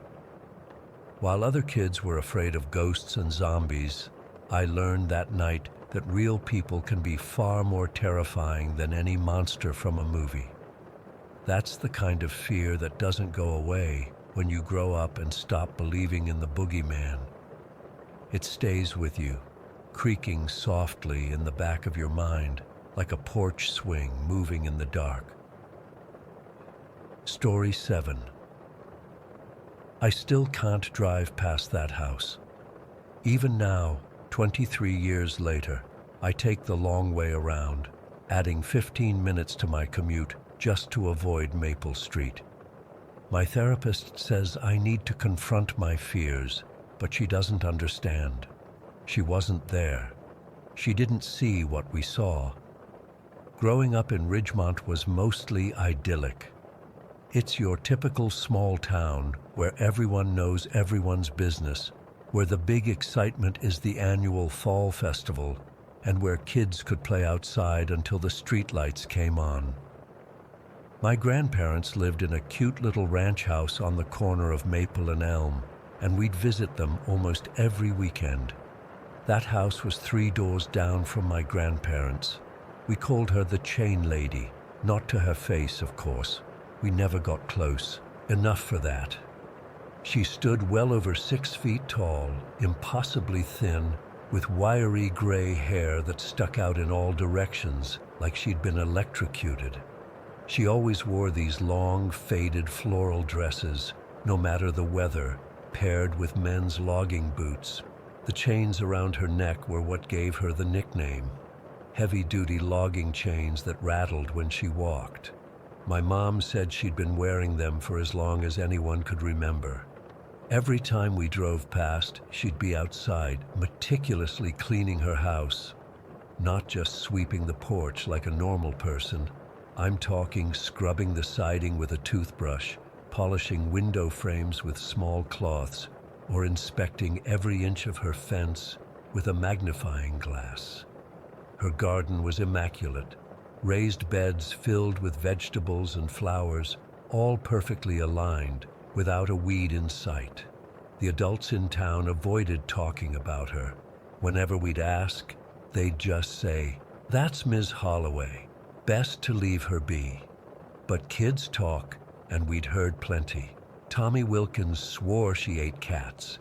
Jenny Palmer said her older brother saw Ms. Holloway digging in her yard at 3 in the morning during a thunderstorm. My cousin Becca claimed she once saw her drinking something dark red from a mason jar. The worst was when she'd notice us watching. She'd stop whatever she was doing, stand perfectly straight, and point a bony finger at us. "The devil is coming for you," she'd scream. "He's going to take your souls and gnaw on your bones." Then she'd cackle, this high-pitched sound that made my skin crawl, before returning to her cleaning like nothing had happened. My parents told me to ignore her, that she was troubled and harmless, but they always hurried us past her house and never let us play on that side of the street. I was 11 that Halloween. Me, my brother Jake, who was 9, and our cousins Becca, 12, Tyler, 10, and the twins Macy and Lucy, both 8, were staying with our grandparents while our parents went to some adult Halloween party in the next town over. After trick-or-treating, we were hanging out in Grandpa's garage, sorting through our candy hauls, when Tyler brought it up. I dare someone to knock on the Chain Lady's door. We all stopped and stared at him. "No way," Jake said. "Mom says she's dangerous." "Mom says she's troubled," I corrected him. "But yeah, no way." "Double dare," Tyler said, grinning. "Triple dog dare." "You can't triple dog dare if nobody accepted the first dare," Becca pointed out. She was always the logical one. "Fine," Tyler said. "I'll do it myself." "You're not going alone," I said, feeling suddenly protective. "If you're doing this stupid thing, we're all going." I don't know why I said that. Maybe I thought we'd talk him out of it once we got closer. Maybe I was curious too, or maybe I just didn't want to seem scared in front of my cousins. Whatever the reason, 20 minutes later, we were standing at the end of Ms. Holloway's driveway, the porch light casting weird shadows across her immaculate yard. It was just past 9 o'clock. The neighborhood was quiet, most trick-or-treaters already home, counting their candy. Ms. Holloway's house was dark except for that single porch light and what looked like candlelight flickering in a back window. "I changed my mind," Tyler whispered. "This is stupid." "Too late," Becca said, pushing him forward. "It was your idea." We crept up the driveway, our costumes rustling. I was dressed as a zombie, Jake was a pirate, Becca was a witch, Tyler was a vampire, and the twins were matching ghosts, just sheets with eye holes cut out. I remember thinking how ironic it was that we were dressed as monsters while approaching the house of what might be a real one. Her yard was even creepier up close. The garden beds were perfectly rectangular, the soil dark and rich. There were no Halloween decorations, not even a pumpkin. The porch stairs creaked as we climbed them, and I swear the temperature dropped 10 degrees. We stood in front of her door, frozen. "Do it," Becca hissed at Tyler. Tyler's hand shook as he reached for the doorbell, but before he could press it, we heard something from inside. A thud, followed by a scraping sound, like something heavy being dragged. Tyler's hand dropped. "Let's go," he whispered. "No way," Becca said. "We came all this way." She stepped forward and knocked 3 times, loud and clear. The scraping sound stopped immediately. Complete silence followed. Then, bang, bang, bang, something slammed against the door from the inside, making us all jump back. Bang, bang, bang. It came again, harder this time. The twins started crying. Jake grabbed my hand. Then the doorknob turned slowly and the door swung open. Ms. Holloway stood there, illuminated from behind by candlelight. She was even taller up close, her chains gleaming in the dim light. In her right hand, she held something by the hair, a head, a human head. The face was gray and waxy, the eyes half open, the mouth frozen in a scream. Blood dripped from the ragged neck, landing with soft plops on Ms. Holloway's clean porch. No one screamed. No one moved. It was like time stopped. Then Ms. Holloway smiled, revealing blackened teeth, and said in a voice like gravel, "Trick or treat, little devils." That broke the spell. We ran. All 6 of us, tearing down the driveway, candy bags forgotten, costumes flapping. Behind us, Ms. Holloway's laughter echoed, growing louder and more manic. We didn't stop running until we reached our grandparents' house, bursting through the door, talking over each other, trying to explain what we'd seen. Grandpa called the police while Grandma made us hot chocolate, trying to calm us down. When the officers arrived, they listened to our story, exchanged looks, and said they'd check it out. They came back an hour later, found nothing, they said. Ms. Holloway had been cooperative, letting them search her house. No heads, no blood, just an old woman who enjoyed scaring neighborhood kids on Halloween. The head was probably a Halloween prop, they said.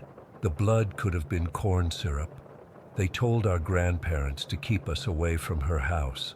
"But we saw it," I insisted, tears streaming down my face. "It was real."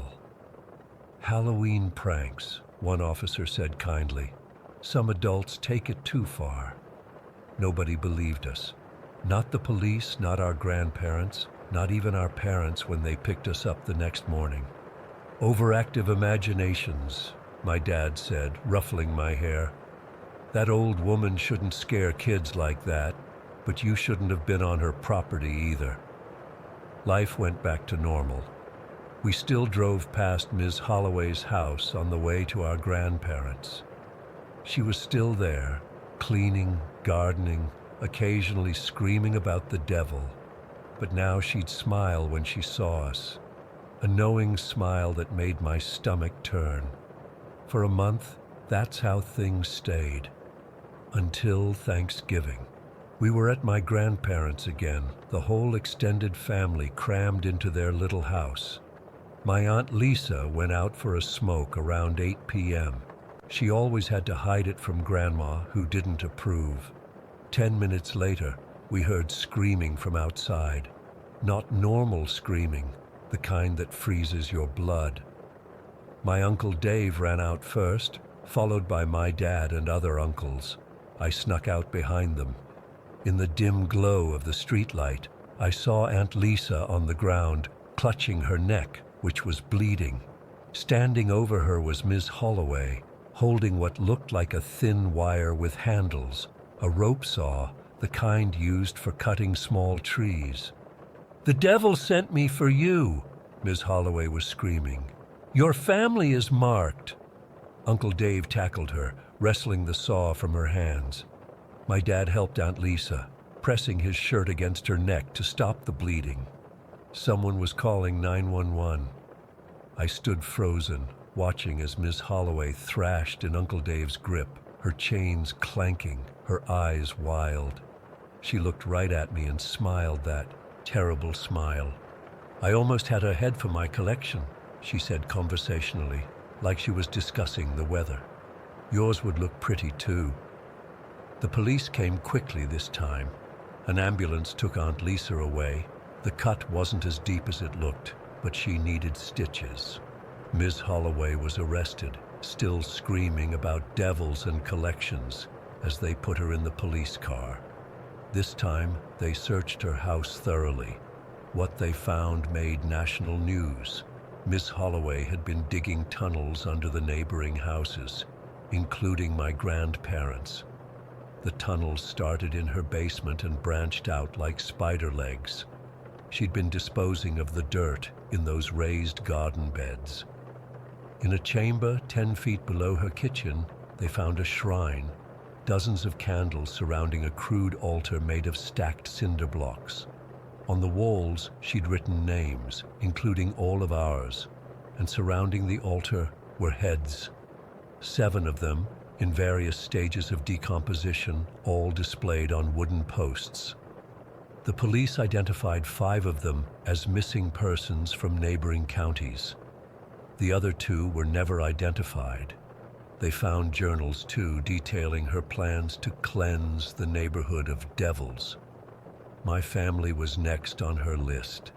She'd been watching us for years, planning, preparing. The tunnel to my grandparents' house was almost complete.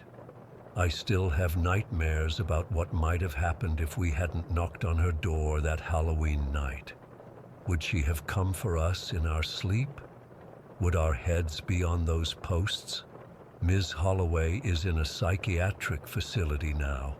The papers said she suffered from severe paranoid schizophrenia, exacerbated by decades of isolation.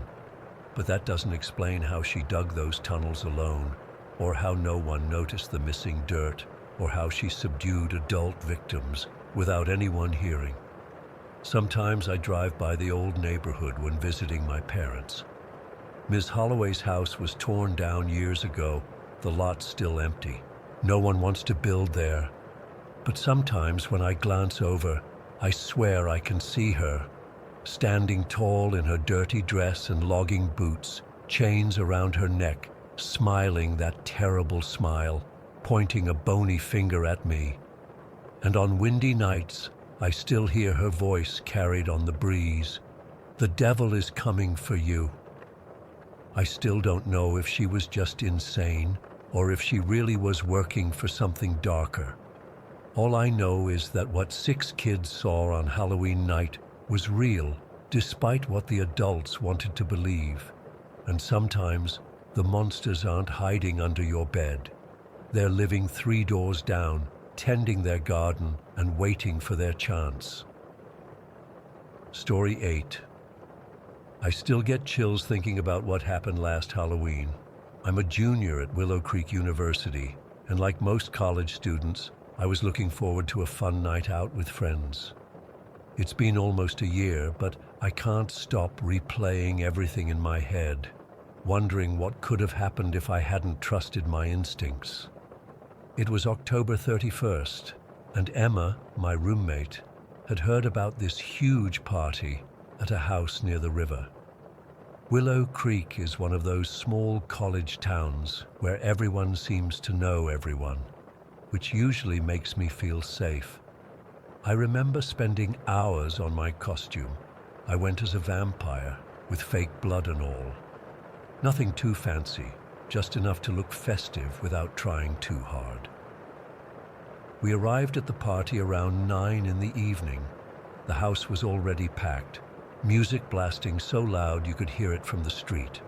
Multicolored lights flashed through the windows, and people in all sorts of costumes crowded the front yard. It was exactly what you'd expect from a college Halloween party. Red cups everywhere, the smell of beer and cheap cologne mixing in the air, and that excited energy that comes with a night where everyone's pretending to be someone else. Emma and I squeezed our way inside immediately spotting some of our friends by the makeshift bar in the kitchen. I remember grabbing a drink and promising myself I'd only have two, max. I had a morning class the next day and didn't want to be completely wrecked. Around 10:30, the party was getting even more crowded. The living room had turned into a dance floor, and it was getting harder to move around without bumping into people. That's when I first noticed him. He was leaning against the wall near the hallway, watching everyone. Not dancing, not really talking to anyone, just observing. He wasn't in costume, just wearing jeans and a dark jacket. He must have been in his late 20s, maybe early 30s. Definitely older than most people at the party. He had this dark hair that fell slightly over his eyes, and when our gazes met, he didn't look away. He just stared with this slight smile that made my skin crawl. I turned to Emma and pointed him out. "Do you know that guy over there?" She looked over and immediately made a face. "Oh, him. Ashley says he's super creepy. He shows up at parties around campus sometimes, even though nobody knows who he is or who invites him. Just stay away from him." That was all the warning I needed. I made a mental note to avoid him and went back to enjoying the party. But as the night went on, I kept noticing him in my peripheral vision. Every time I looked, he seemed to be closer. By 11:15, I had lost track of Emma in the crowd. The house was absolutely packed now, and it was getting uncomfortably hot. I decided to step outside for some fresh air. The backyard was quieter, with just a few small groups of people chatting. The cool October air felt amazing after being stuffed inside with all those bodies. I was checking my phone, texting Emma to find out where she'd gone, when I felt someone approach me. "Great night for a party," said a deep voice. I looked up, and there he was, the creepy guy Emma had warned me about. Up close, he was even more unsettling. He had these intense eyes that never seemed to blink enough. My heart immediately started racing. "Yeah, it's okay," I replied, trying to sound casual while subtly looking around for a familiar face. "I haven't seen you at these parties before," he continued, taking a sip from his cup. "I'm Drew." "Natalie," I said, immediately regretting giving him my real name. "I should probably go find my friends." "They're all inside, probably too drunk to even notice you're gone," he said with a chuckle that contained zero humor. "Why don't we chat for a bit? It's so loud in there." I felt trapped. The backyard had emptied out even more, and I couldn't see anyone I knew. My phone buzzed. Emma had texted that she was upstairs with some other friends. "Actually, I'm supposed to be heading to my friend Jake's house soon," I lied, thinking quickly. Jake was a good friend who lived nearby, though I had no plans to go there. Drew's eyebrows raised. "Jake? Jake Wilson?" My stomach dropped. That was Jake's last name. How did this stranger know him? "Yeah," I said cautiously. "That's crazy. I just saw him earlier. He told me he was having some people over after this," Drew said, his face lighting up with what seemed like genuine surprise. "I'm actually heading there later too." I didn't believe him for a second, but I also didn't know how to politely extract myself from the conversation. "Oh, cool. Well, I should go find my other friends first. If you're heading to Jake's, I can give you the address. It's not far," he offered. "Actually, I can walk with you. I was just about to leave anyway." "No," I said too quickly. "I mean, no thanks. I'm not leaving yet, and I already know where Jake lives." He pulled out his phone. "Do you? Because he just moved last week. Here, let me show you." He showed me his phone screen with an address typed in. The street name was familiar. It was in the neighborhood near campus where a lot of students lived. "Oh, I didn't know he moved," I said, trying to play along while planning my escape. 235 Oakwood Street, he said. It's about 15 minutes from here walking. I'd offer you a ride, but I walked here myself. Thanks, but I'm going to stay a bit longer, I insisted, spotting a group of people I vaguely recognized from one of my classes. I see some friends, so I should go say hi. I practically ran away from him, pushing my way back into the house. The crush of people inside now felt like safety rather than discomfort. I spent the next half hour frantically looking for Emma or any of my close friends, but the party had grown to the point where it was nearly impossible to find anyone. By midnight, I was frustrated and tired. I'd texted Emma, Jake, and several other friends, but with the noise and chaos, no one was responding quickly. I decided I'd had enough and would just go home. But as I was heading toward the front door, I saw Drew again, watching me from across the room. I panicked. I didn't want him following me home. Without really thinking it through, I changed direction and slipped out the back door instead. Once outside, I made a split-second decision that I still regret. I would go to the address he'd shown me. Not because I believed Jake was there, but because it was in a neighborhood I knew was populated mainly by students.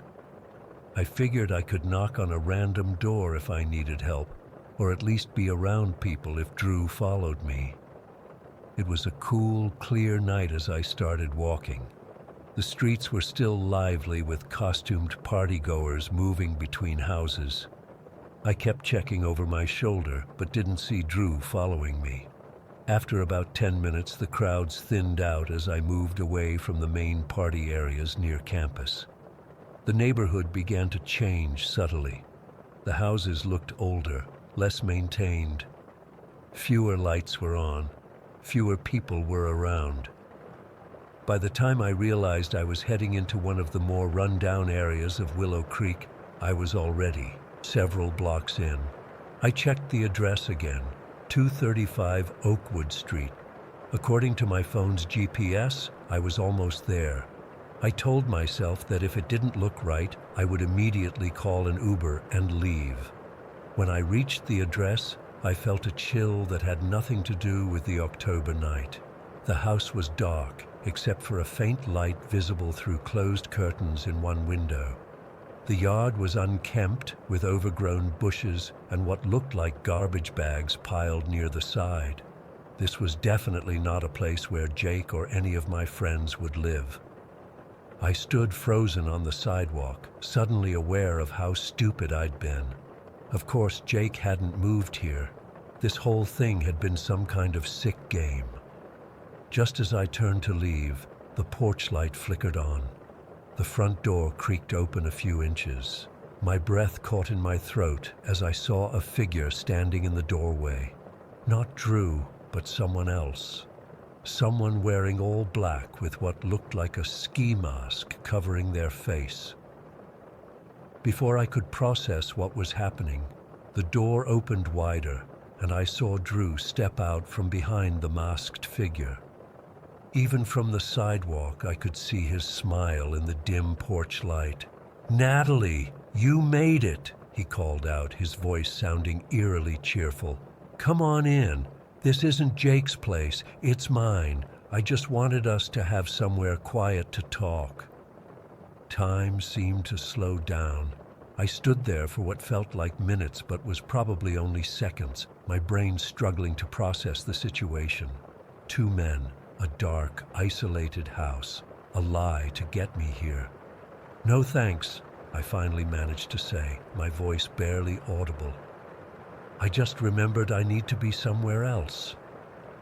Drew's face changed then, the fake friendliness dropping away. "You're already here. Don't be rude. Come inside." He started walking down the porch steps toward me, while the masked figure remained in the doorway. Something primal took over. I didn't think, I just ran. I bolted across the street and between two houses, hearing Drew shout behind me. I was wearing these stupid heeled boots that were part of my costume, but fear gave me speed I didn't know I possessed. I could hear footsteps behind me, getting closer. I cut through a backyard, tripping on something and nearly falling, but somehow managing to stay upright. A dog started barking somewhere nearby. I kept running, zigzagging through yards, jumping over low fences, my lungs burning and my heart threatening to explode.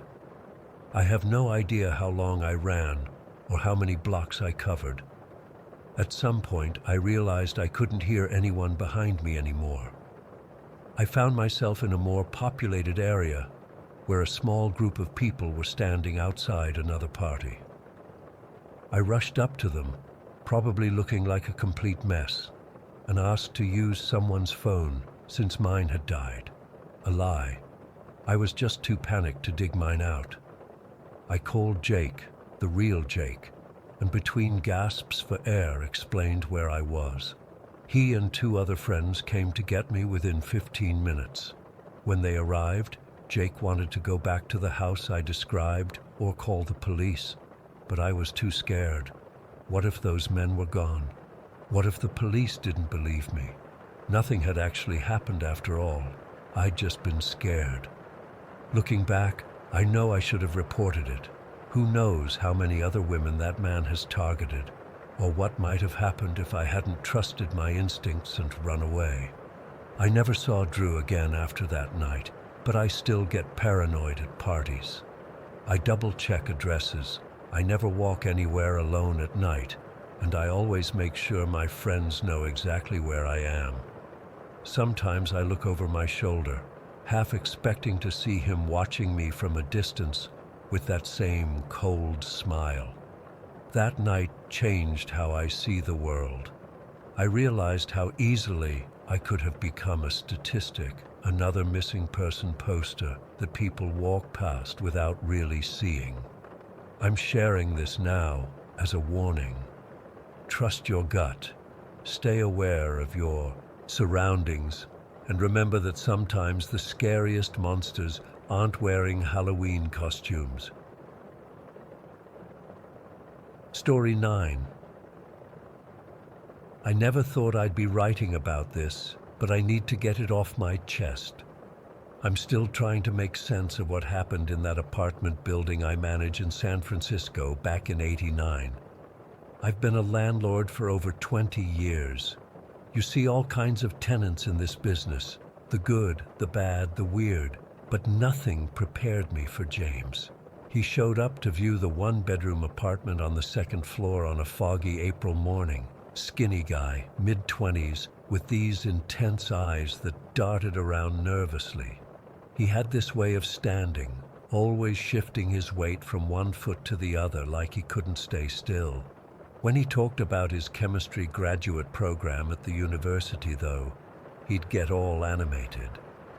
I remember thinking he seemed harmless enough, just another academic type. His paperwork checked out. Good credit score, solid references from previous landlords, and he even paid the security deposit in cash right then and there.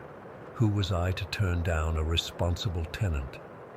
I handed him the keys that afternoon. For the first few months, everything was perfect.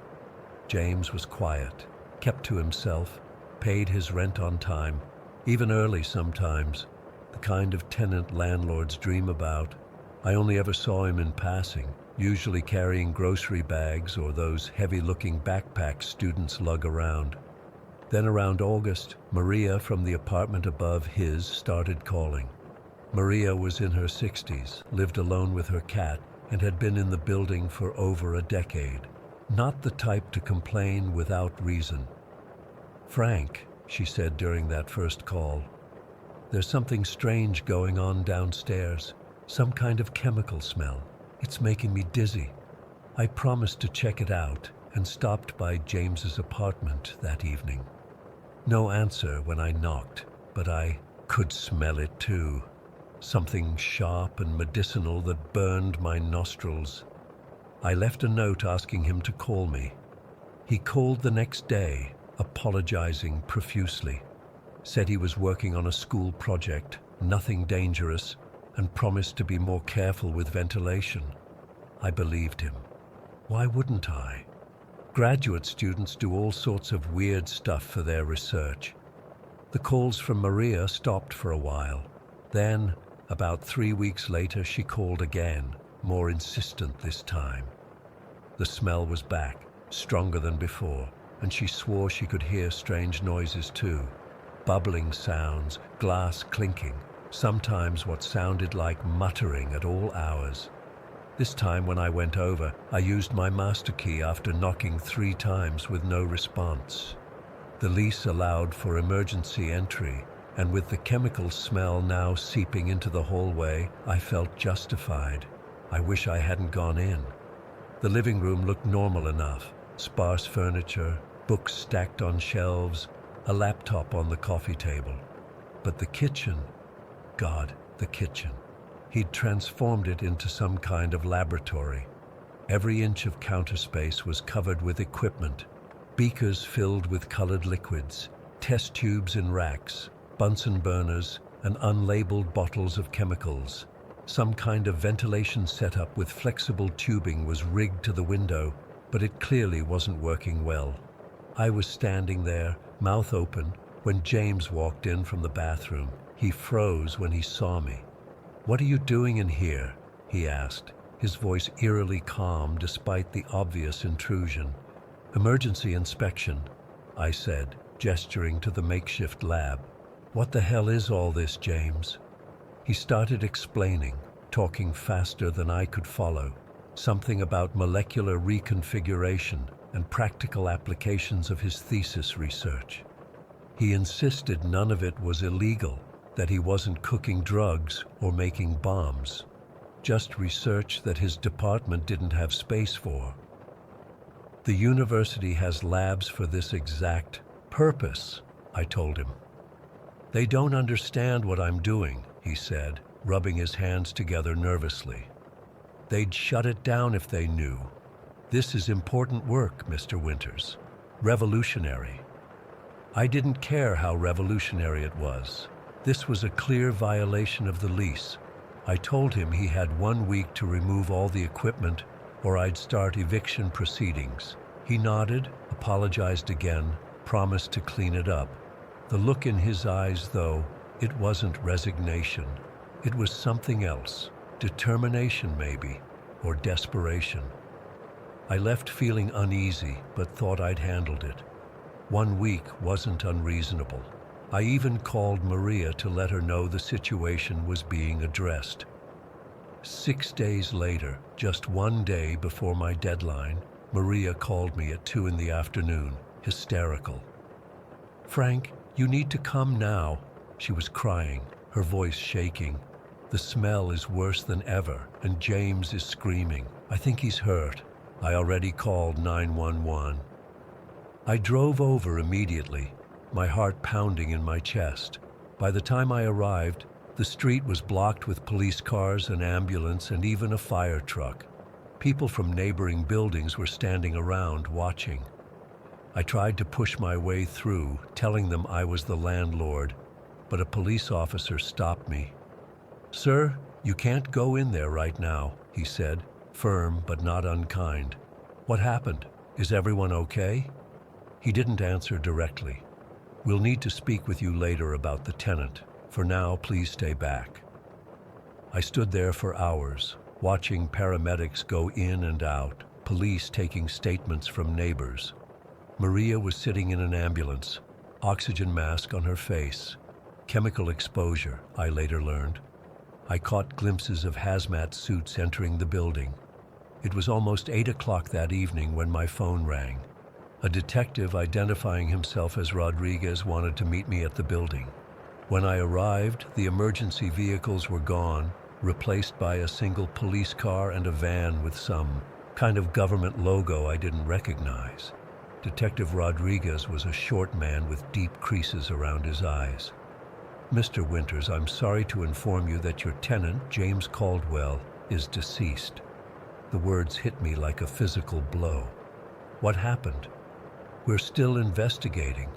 but it appears to be an accident involving chemicals he was working with. We'll need access to any paperwork you have on him.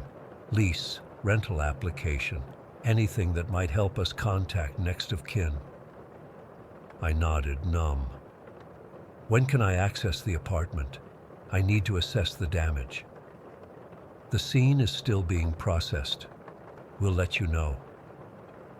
It was nearly 2 weeks before I was allowed back in. 2 weeks of fielding calls from worried tenants, arranging temporary housing for Maria, whose apartment had been deemed unsafe due to chemical residue, and dealing with insurance companies who were less than thrilled about covering damage from an unauthorized chemistry lab. When I finally walked into James's apartment, I expected destruction.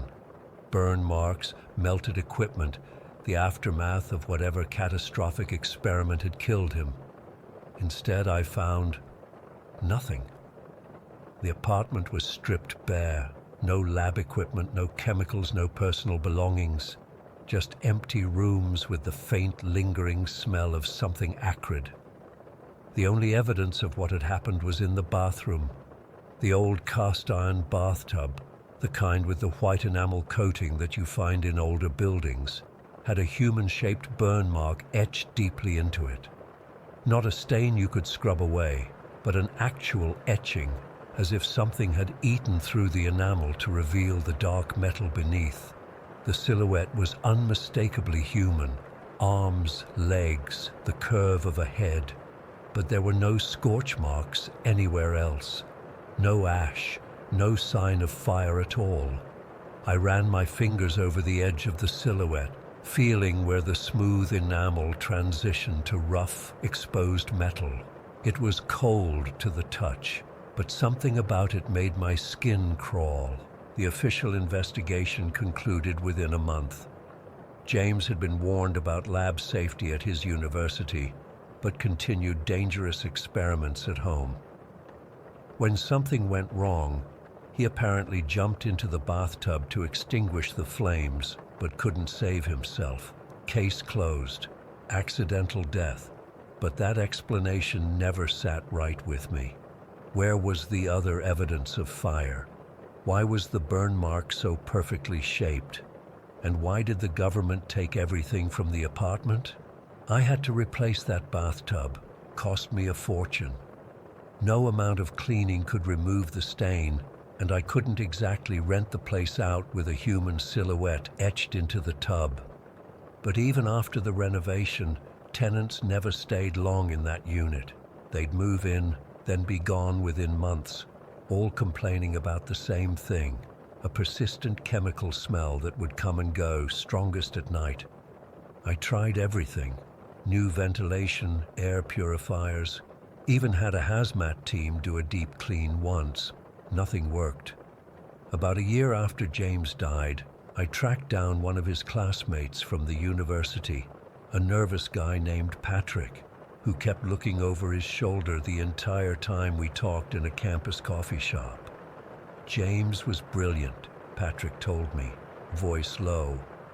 But he was obsessed with this idea of rewriting matter, breaking down and rebuilding the fundamental building blocks of life. The department cut his funding when they realized where his research was heading. Where was it heading? I asked. Patrick glanced around again.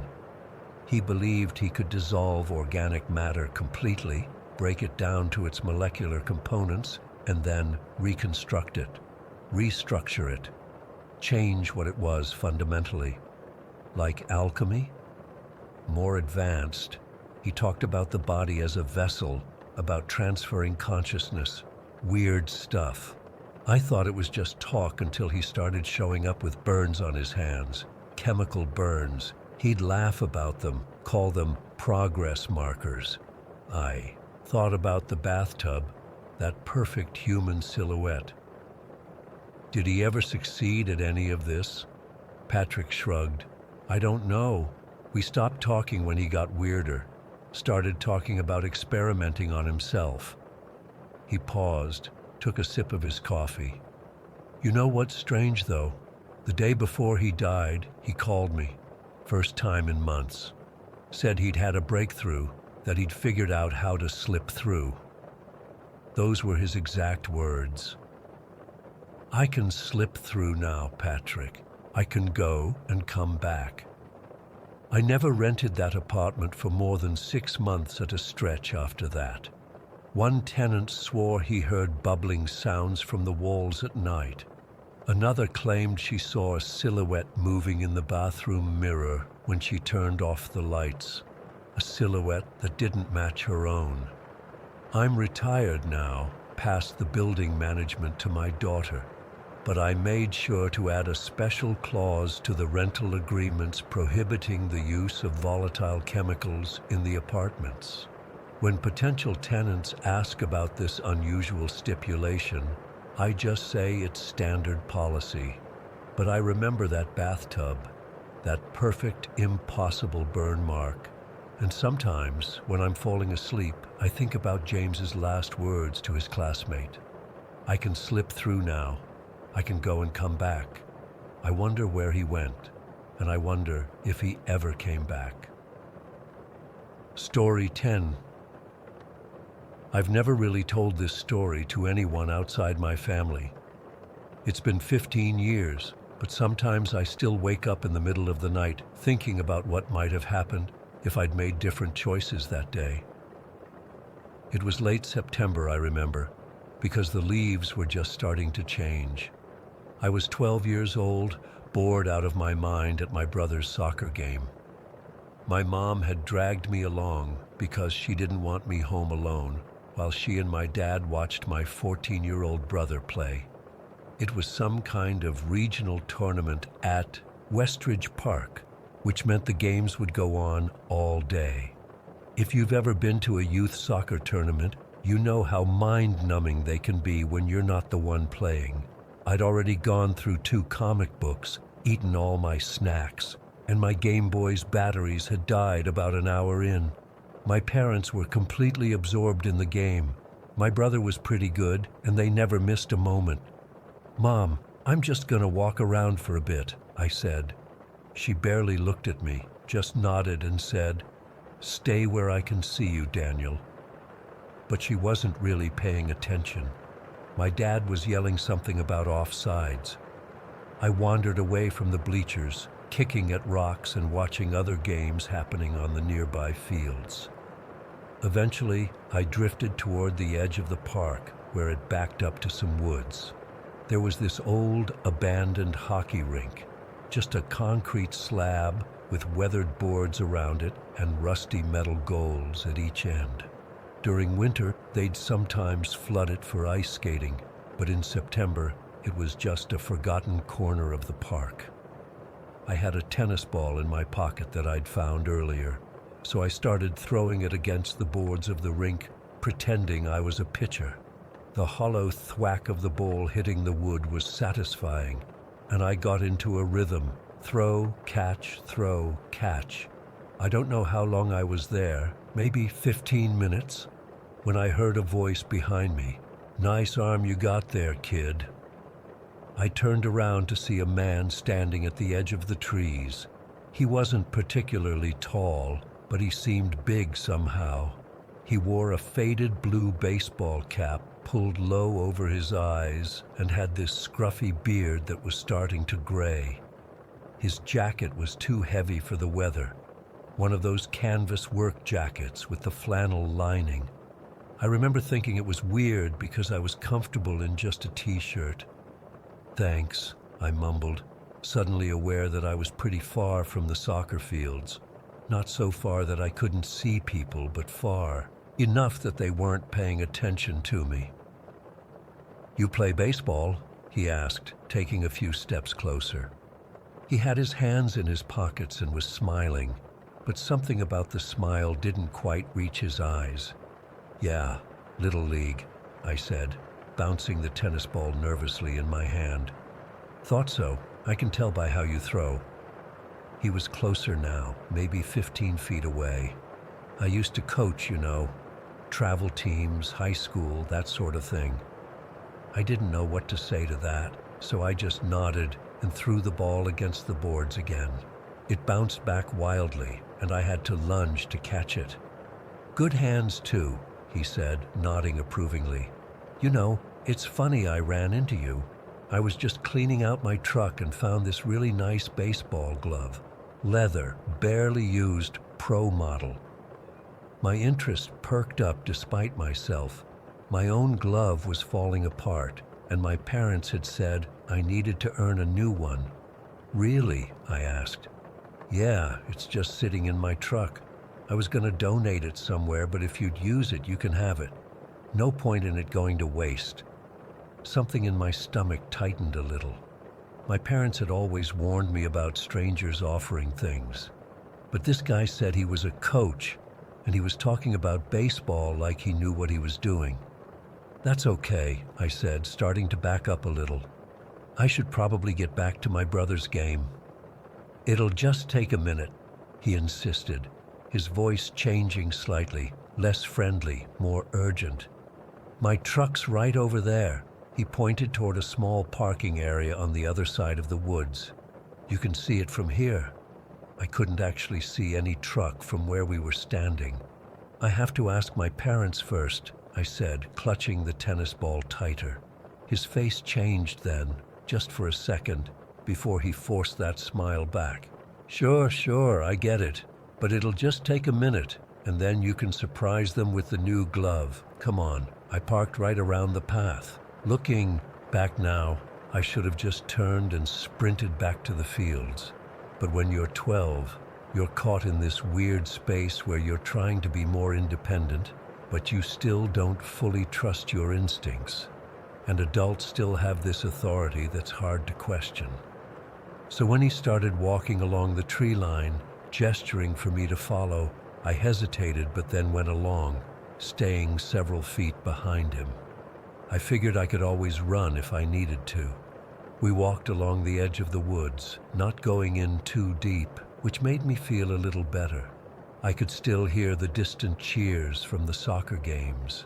After a minute or two, we came to a small gravel lot where a few cars were parked. Most were empty, probably belonging to people watching the games, but near the back was an old pickup truck. It was this faded red color with spots of primer showing through. The bumper was hanging crooked, and one of the taillights was broken. "There she is," he said, walking toward the truck. "Nothing pretty, but she gets me where I need to go."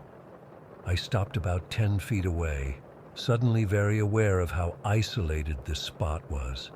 The trees blocked the view of the soccer fields, and no one else was around. "The glove's inside," he said, opening the driver's side door. The interior was a mess: fast food wrappers, empty coffee cups, and what looked like old clothes piled on the passenger seat. "It's stuck behind the back seat.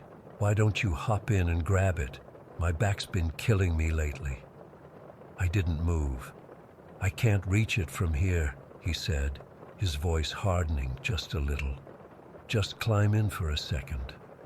My heart was pounding as I took a reluctant step forward. Something was very wrong here. I peered into the truck from a distance, trying to see this supposed baseball glove. There was nothing that looked like baseball equipment anywhere. "I don't see any glove," I said, my voice cracking a little. "It's there. Just climb in and look behind the seat," he insisted, moving to position himself between me and the truck door. I noticed he was now blocking the most direct path back to the fields. I leaned forward slightly, pretending to look, while trying to figure out what to do. The cab of the truck smelled like cigarettes and something sour. As I bent forward, I felt him move directly behind me, close enough that I could feel his presence. "See it yet?" he asked, his voice right by my ear now. My stomach dropped. This was bad, really bad. "I should go," I said, trying to step back, but he put his hands on my shoulders. Heavy hands, strong hands. "Just get in the truck, kid," he said, all pretense gone from his voice. "Now." In that moment, my body reacted before my brain could even process what was happening. I spun around and kicked him as hard as I could right in the shin. I'd like to say I aimed there, but honestly, it was just the part of him I could reach. He let out a yelp of pain and his grip loosened just enough. I ducked under his arm and ran. I ran faster than I'd ever run in my life. I didn't look back. I didn't stop. I just sprinted along the path we'd taken, bursting out of the tree line and across the open field toward the soccer games. My lungs were burning, and I could hear my heartbeat in my ears. I don't know if he chased me. Maybe my speed surprised him, or maybe he knew he couldn't grab me with so many people around. All I know is that I didn't slow down until I reached my parents. "Daniel, what's wrong?" My mom jumped up when she saw me, red-faced and gasping for breath. Between gulps of air, I told them what happened. My dad's face turned a shade of red I'd never seen before. He immediately ran toward the parking lot while my mom grabbed me in a tight hug and called 911 on her cell phone. By the time the police arrived, the red truck was gone. My dad said he'd searched the entire parking area and the surrounding streets, but couldn't find it. The police took my statement and searched the woods, but there was nothing to find. They asked me a lot of questions: what the man looked like, what he was wearing, what kind of truck it was. I told them everything I could remember, but it all seemed fuzzy already, like my brain was trying to protect me by blurring the details. For weeks afterward, police cars patrolled the park. They showed me mugshots, but I never saw his face among them. They checked with other parks and schools in the area to see if anyone matching his description had been spotted, but nothing ever came of it. My parents didn't let me go anywhere alone for months. My brother became my constant shadow at school. Everyone was on high alert, but they never found him. Sometimes I wonder if he moved on to another town, another park, another kid. That thought keeps me up at night more than any other. I'm 27 now, and I still get nervous when I see a beat-up red truck. I still don't like walking near wooded areas by myself. And I've never been able to enjoy throwing a ball against a wall again. The police told my parents that I did everything right, that my instincts probably saved my life. But I still think about what would have happened if I'd gotten in that truck, if I'd been just a little more trusting, a little less aware. I know how lucky I am. I know not every kid who encounters someone like that gets to run home and tell the story. Sometimes I'll read news stories about missing children, and I'll feel this cold sickness in my stomach, knowing how close I came to being one of those statistics, just a school photo on a flyer, a desperate plea from my parents on the local news. I've never been able to explain to anyone exactly what it felt like in that moment when his hands gripped my shoulders. The absolute certainty that if I got in that truck, I would never see my family again.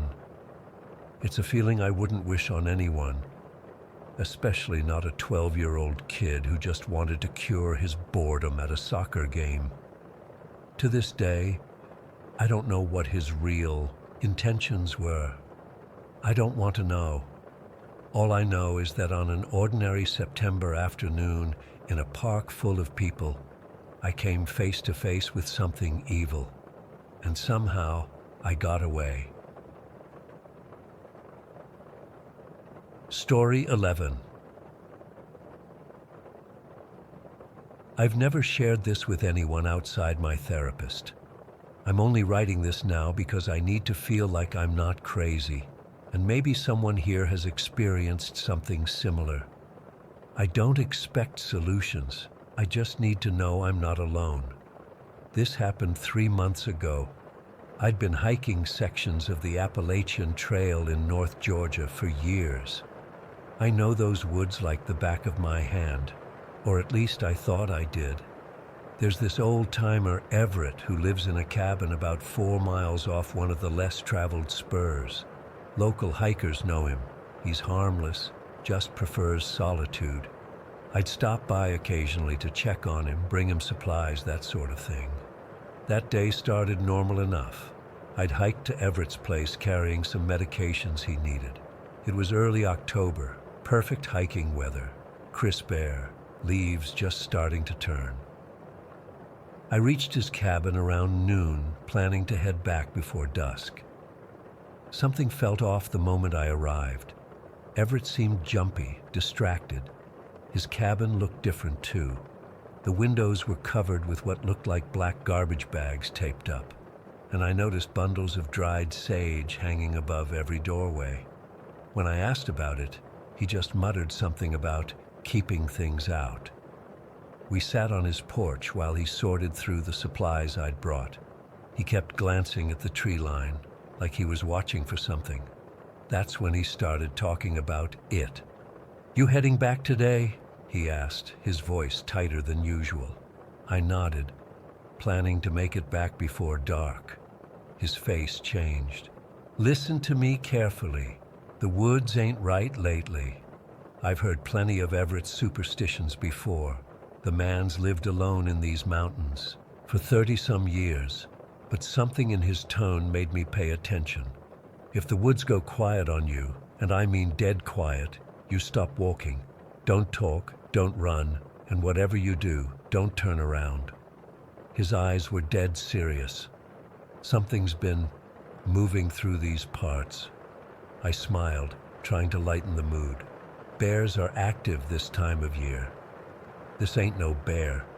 He stood up abruptly and went inside.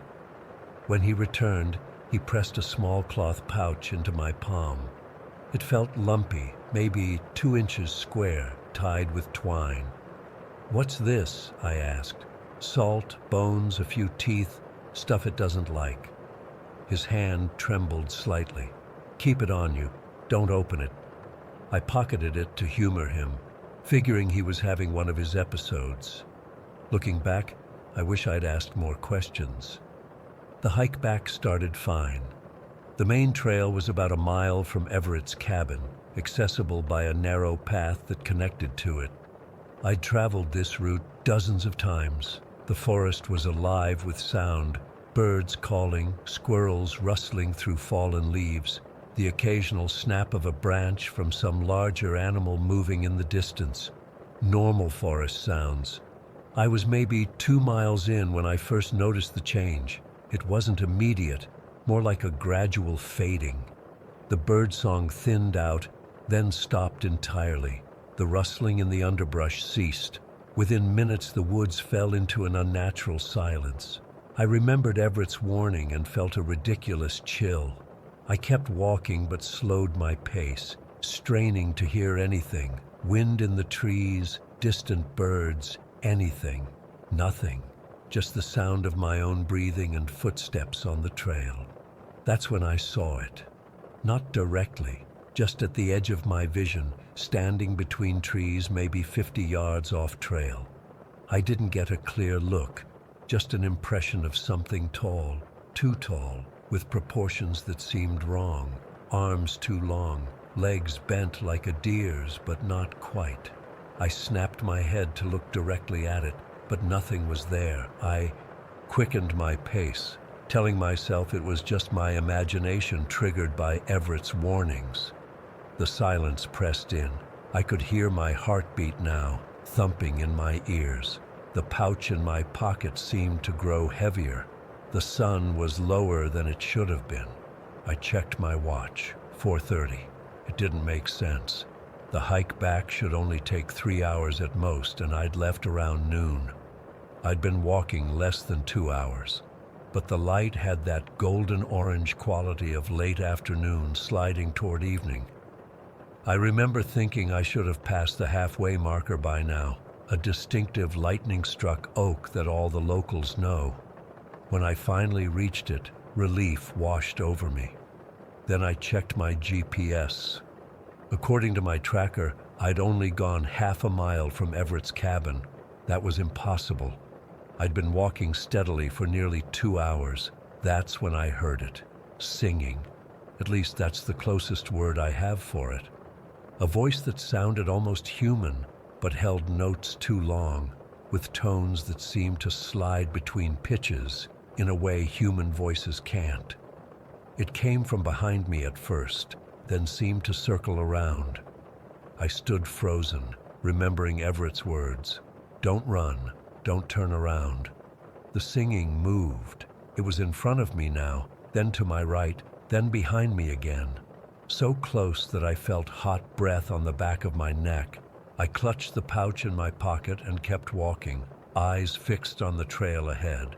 The path should have been taking me out of the woods, toward the highway, but landmarks I recognized were appearing in the wrong order. Distinctive rocks, unusual trees, things I'd passed hours ago were showing up again. I was walking in circles, or the trail was changing somehow. The woods grew darker. The singing stopped, replaced by something worse, children laughing. Not playful laughter, but the kind that makes your skin crawl. It seemed to come from all directions at once. Then whispers, my name, right in my ear, as if someone was walking beside me. I didn't look. The worst part came when I heard my own voice. Not my thoughts, my actual voice speaking from somewhere in the trees. It was saying things I might say, but with the cadence slightly wrong, like someone learning a new language. Beautiful evening for a hike. I should be home soon, nothing to worry about here.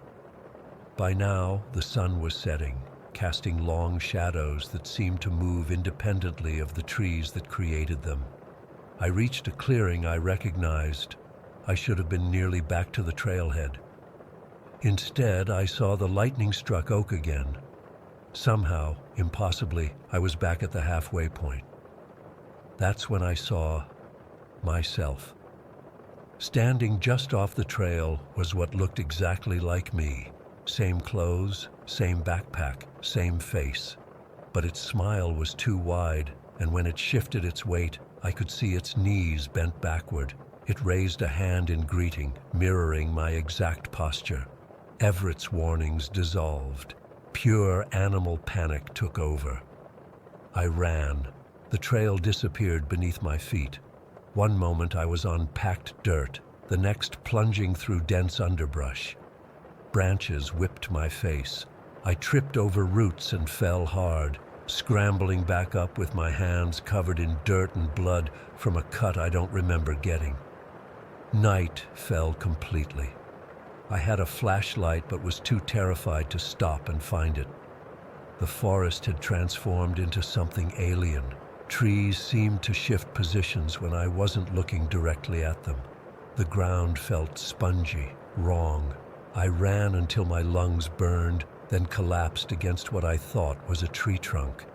When I finally caught my breath and looked up, I realized I was leaning against something else. Something tall and spindly with limbs too numerous to count. I raised my eyes higher and higher until I saw a face, if you could call it that, with glowing red where eye sockets should be, and a mouth that kept widening as I watched. I don't remember much after that. Somehow I found myself back on the trail, the real trail. I ran toward lights in the distance that turned out to be the highway. A trucker stopped for me. I must have looked insane, covered in dirt, scratches all over my face, babbling about things in the woods. He drove me to the nearest gas station, where I called a friend to pick me up. I've been back home for 3 months now. I moved from my cabin near the woods into an apartment in town. But it followed me here. It started small, humming coming from inside closets that stops when I open the doors. Handprints appearing on the bathroom mirror after hot showers. Handprints too large to be human. My own face watching me through windows from outside when I'm inside. Last week, I found something in my jacket pocket, a piece of flannel with Everett's name stitched into it. I never took anything from his cabin. I called the ranger station and asked about him. They found his cabin empty, no sign of where he'd gone. The windows were intact, not covered with black plastic. No sage bundles, nothing unusual at all. Sometimes now I hear singing outside my bedroom window at night. Notes held too long. I keep the pouch Everett gave me under my pillow, but I don't know if it helps. If you're hiking the Appalachian Trail in North Georgia, please be careful. If the woods go quiet and you hear singing, don't look into the trees. And if you see your own face looking back at you from between the branches, run. But know that it won't matter, because once it's seen your face, it will follow you home. Story 12. I've never written this down before. It's been about 11 months, and I still get a lump in my throat thinking about it. My hands are actually shaking a bit as I type this. It happened last December, the weekend after Thanksgiving.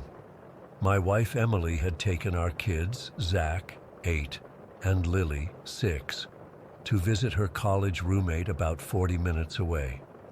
They were doing some early Christmas shopping and having dinner, which gave me the perfect window to tackle the Christmas lights. It's always been my job since we moved to Oak Ridge Heights 4 years ago. Our neighborhood is one of those nice suburbs where everyone knows each other's business. HOA rules about lawn height, approved paint colors, all that nonsense. But it's safe, with good schools, so we make it work. Our house is a 2-story with about a 1/4 acre of land. Nothing fancy, but it's home.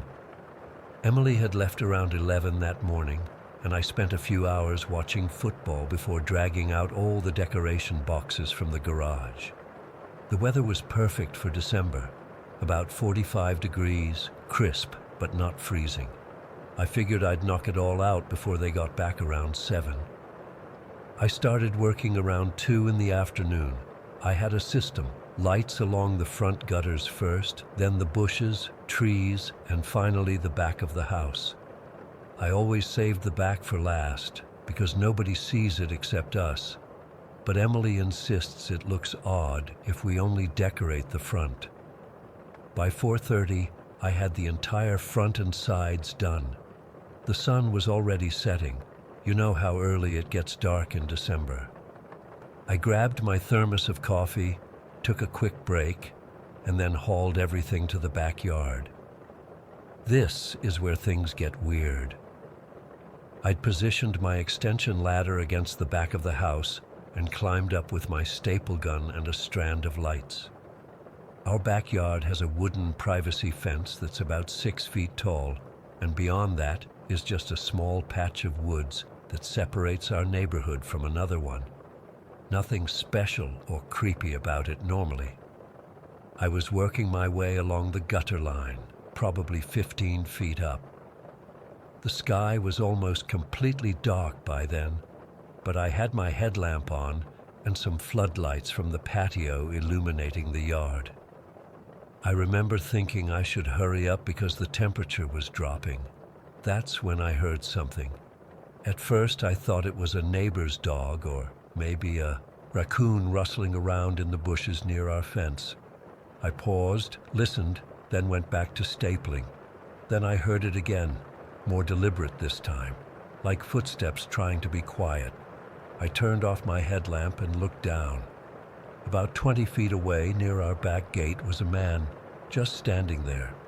I could only see his silhouette against the dim light from the neighbor's yard. My first thought wasn't even fear, it was confusion, like maybe it was a neighbor coming to borrow something. But then I realized he wasn't approaching the house or calling out. He was just watching. "Hey," I called out, trying to sound casual but firm. "Can I help you with something?" He didn't respond. He just stood there for maybe 5 more seconds, completely still. Then he started walking, not away from the house, but directly toward my ladder. Not running, just walking with purpose. My brain couldn't process what was happening. Was this guy coming to help me, to talk to me, I remember feeling bizarrely calm, like there must be some reasonable explanation. "Excuse me, this is private property," I said, louder this time. He never said a word, just kept coming. And then, I still can't believe this happened, he reached my ladder and shoved it. Hard, the ladder scraped against the gutter and fell sideways.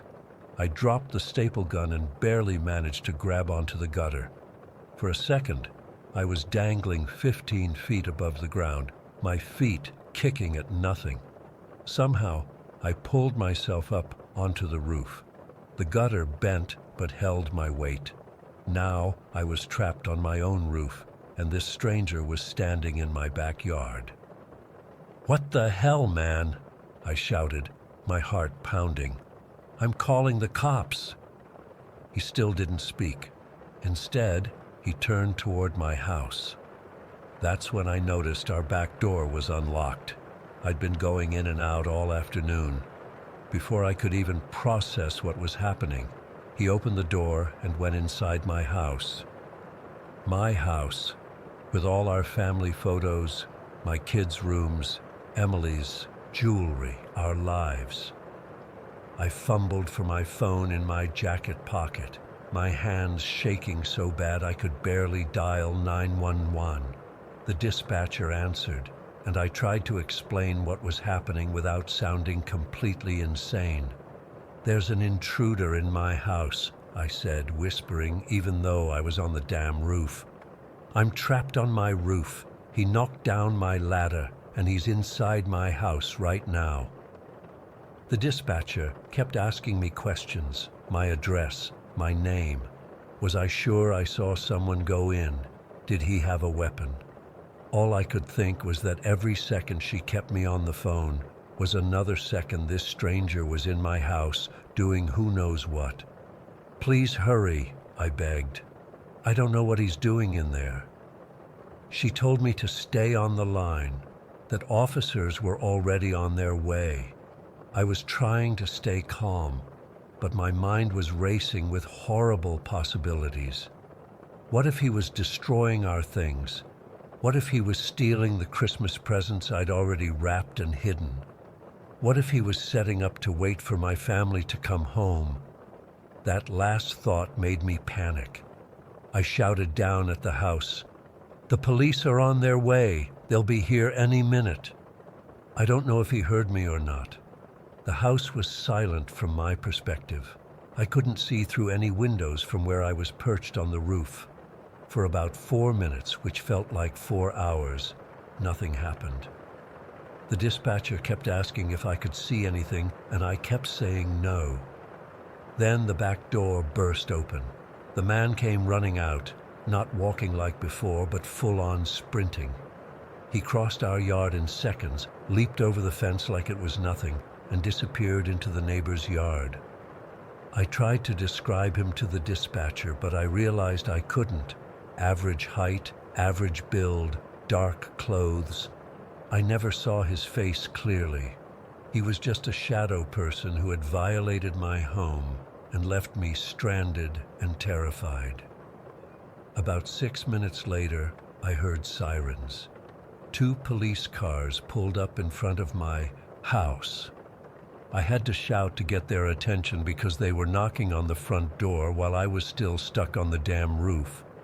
One officer stayed outside with me while his partner cleared the house. They found my ladder and put it back up so I could climb down. My legs were so weak I nearly fell on the last few rungs. The officer asked me all the same questions the dispatcher had. Did I know the man? No. Could I describe him? Barely. Did he say anything? No. Why did I think he targeted my house? I had no idea. Then came the weirdest part. The officer who had searched inside came back out and said, "Sir, nothing seems to be disturbed or missing. Are you sure someone was in there?" I walked through my entire house with them. They were right. Nothing was taken. Nothing was even moved. Every room looked exactly as it had when I'd left to hang lights hours earlier. The master bedroom, the kids' rooms, the office with our computer and iPad. Nothing touched. Every drawer closed, every closet undisturbed. It was like he'd just walked in, stood there, and then ran out when I yelled. The officers took my statement but seemed skeptical. One of them actually asked if I might have imagined it because of the stress of almost falling. I wanted to punch him. I knew what I saw. They said they'd patrol the area more frequently that night, but basically left me with a "call us if anything else happens," as if this wasn't enough. After they left, I had about an hour before Emily and the kids would be home. I thought about calling her, but decided against it. What would I say? Hey, some random guy broke into our house but didn't take anything, and now I'm freaking out. She'd either rush home panicked or think I was exaggerating. So I did something that probably sounds insane. I picked up the ladder, climbed back up, and finished hanging the Christmas lights. My hands were shaking the whole time, and I kept looking over my shoulder, but I finished. I needed something normal to hold onto. When Emily and the kids got home, I told her what happened, and she wanted to call the police again. I told her I already had. She checked on the kids about 20 times that night, and neither of us slept well. We changed all our locks the next day and installed a security system the following week. I bought cameras for every entrance and motion sensor floodlights for the backyard. But here's the thing that still haunts me. What was he doing in there? If he wasn't stealing anything, what did he want? Was he just looking around? Was he planning to come back later? Was he some kind of thrill seeker who gets off on being in strangers' homes? Sometimes I wonder if he left something behind that we haven't found yet. A hidden camera? Some kind of tracking device? I've checked everywhere I can think of, but the thought still creeps me out late at night. It's been almost a year, and I've never seen him again. The police never found anyone matching my vague description. Life went back to normal, I guess. But I still think about him, especially now with Christmas approaching again. I'm dreading hanging those lights next weekend. Emily offered to hire someone this year, but that feels like letting him win somehow. So I'll do it. But you better believe I'm locking every door and taking my phone and a baseball bat up on that roof with me. I've read stories about home invasions before, but they always make sense in some twisted way. People stealing stuff or hurting others for clear reasons. This made no sense. Just a silent stranger who came into my home, did nothing, and ran. Whatever his reason was, I hope I never find out. Story 13. I still get anxious when I drive at night.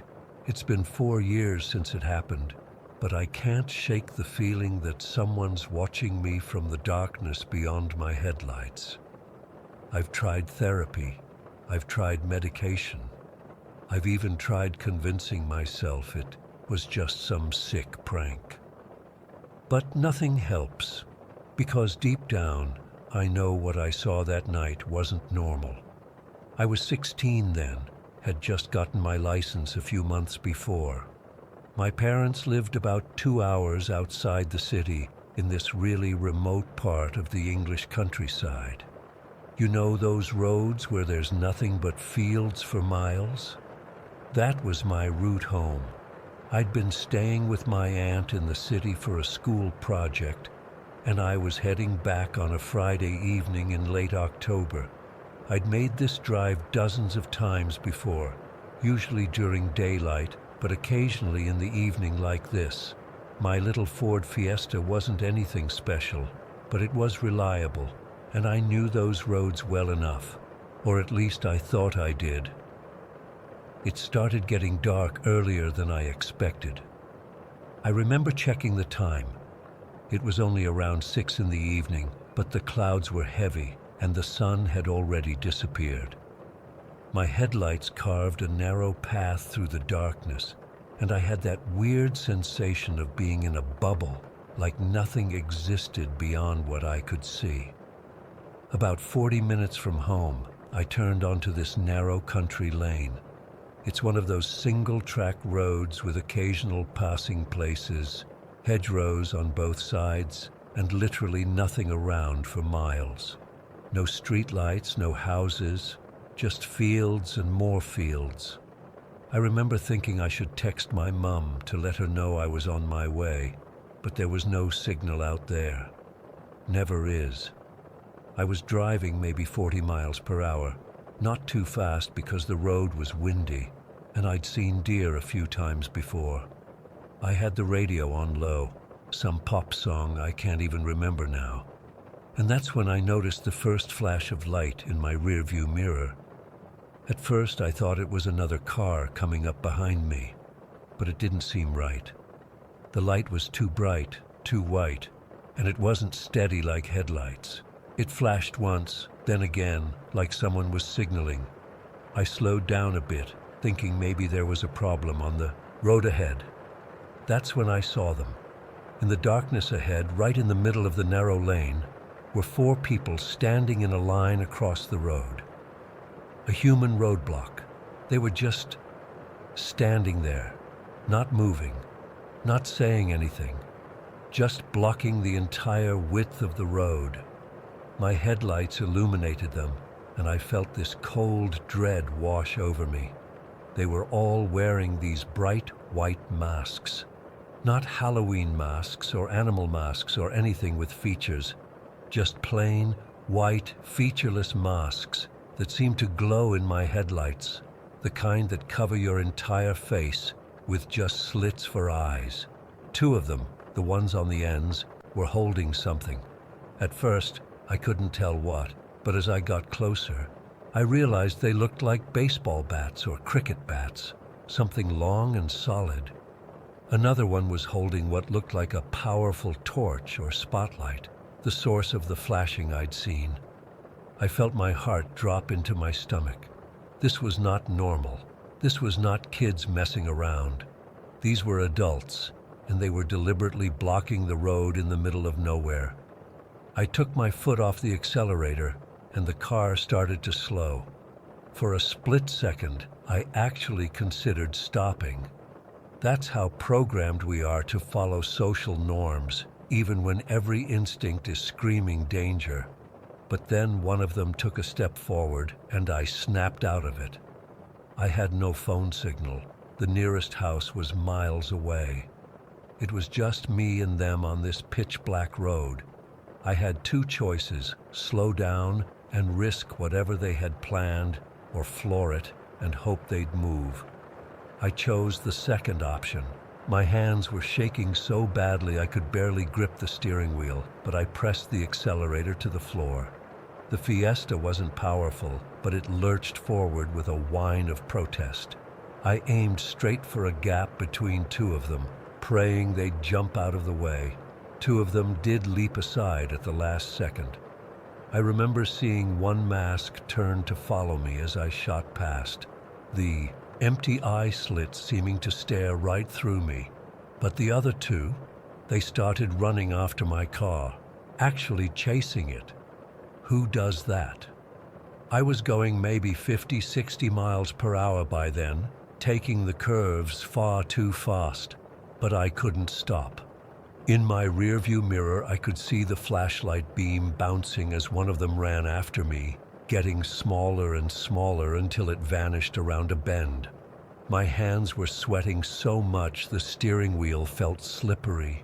My chest was so tight I could barely breathe. I just kept driving, taking corners too fast, praying I wouldn't skid off the road. The whole time, I kept checking my mirror, terrified I'd see headlights appear. Because that was the thing. There were no cars parked nearby, no buildings, nothing that would explain where these people had come from or how they'd gotten there. About 5 minutes after I'd passed them, I felt the car start to handle strangely. It was pulling to one side, and there was a rhythmic thumping noise. I knew immediately something was wrong with a tire, but there was no way in hell I was stopping. Not until I reached somewhere safe.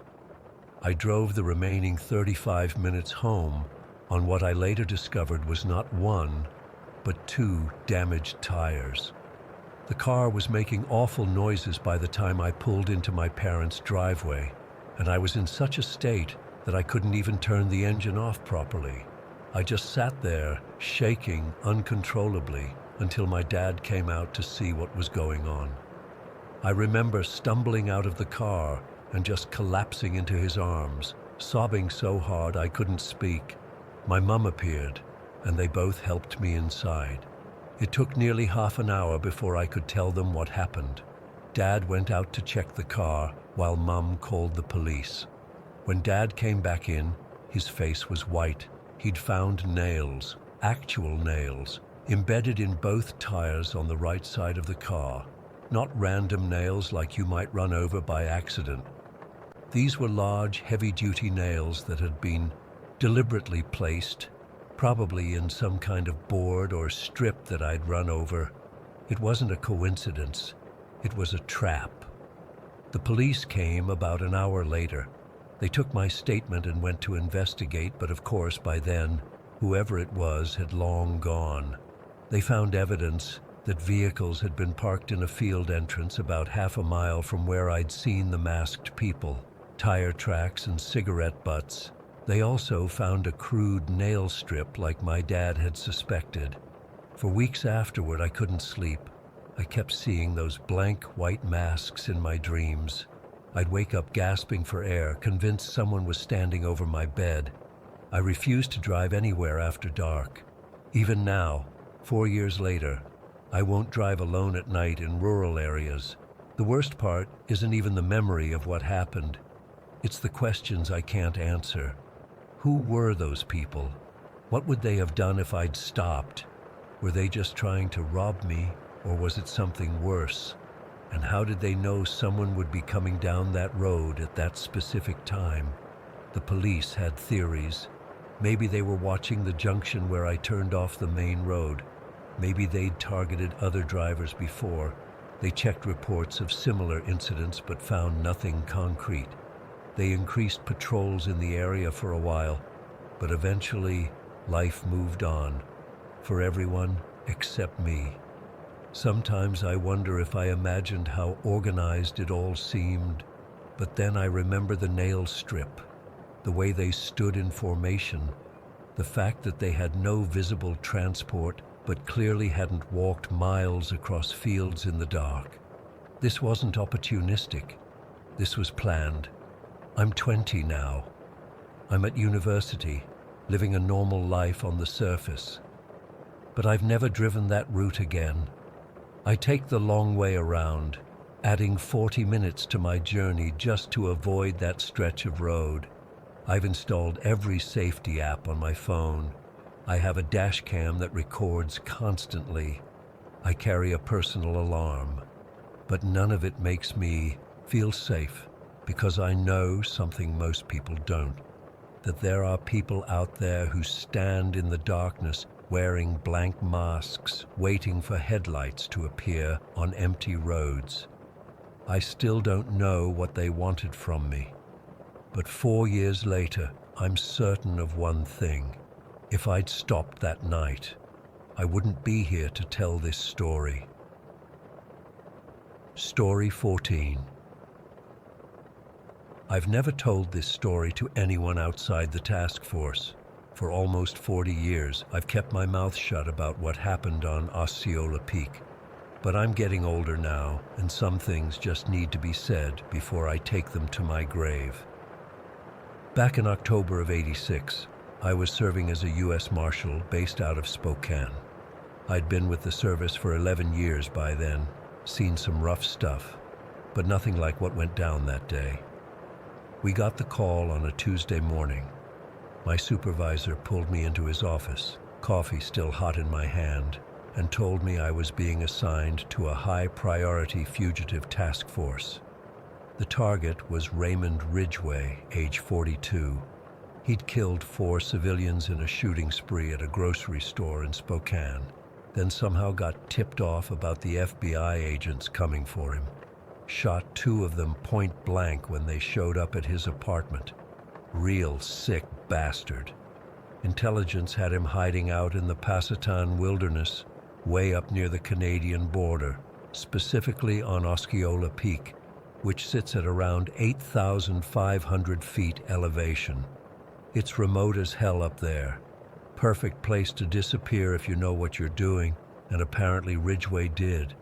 He'd been some kind of wilderness survival expert in his younger days, even wrote articles for outdoor magazines before whatever happened in his brain to turn him into a killer. The task force they put together was serious business. 4 U.S. Marshals, including me, 6 FBI agents, 3 state troopers, and 2 detectives from Spokane PD. We met for a briefing at 5 that morning in a conference room that smelled like old coffee and sweat.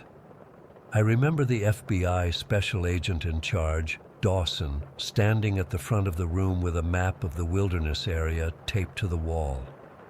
"Ridgway is considered armed and extremely dangerous," he said, tapping the map where Osceola Peak was marked with a red X. "We have reliable intelligence placing him in a cave system near the summit.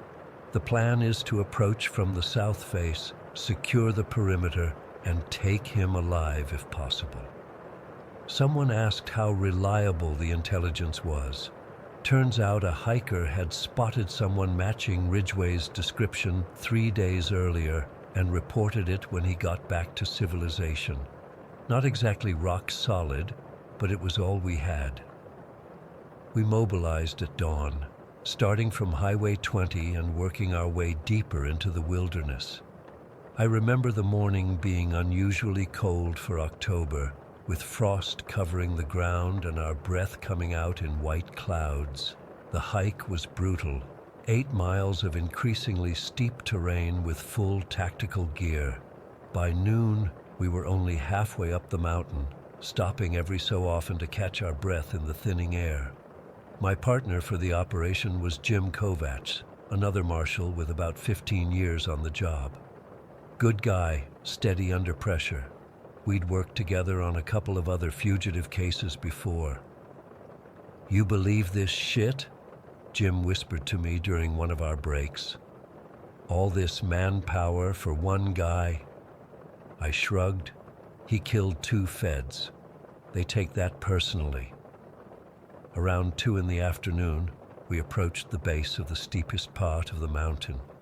That's when things started getting weird. At first, I thought I was seeing things, what looked like small, dark shapes scattered across the forest floor ahead of us.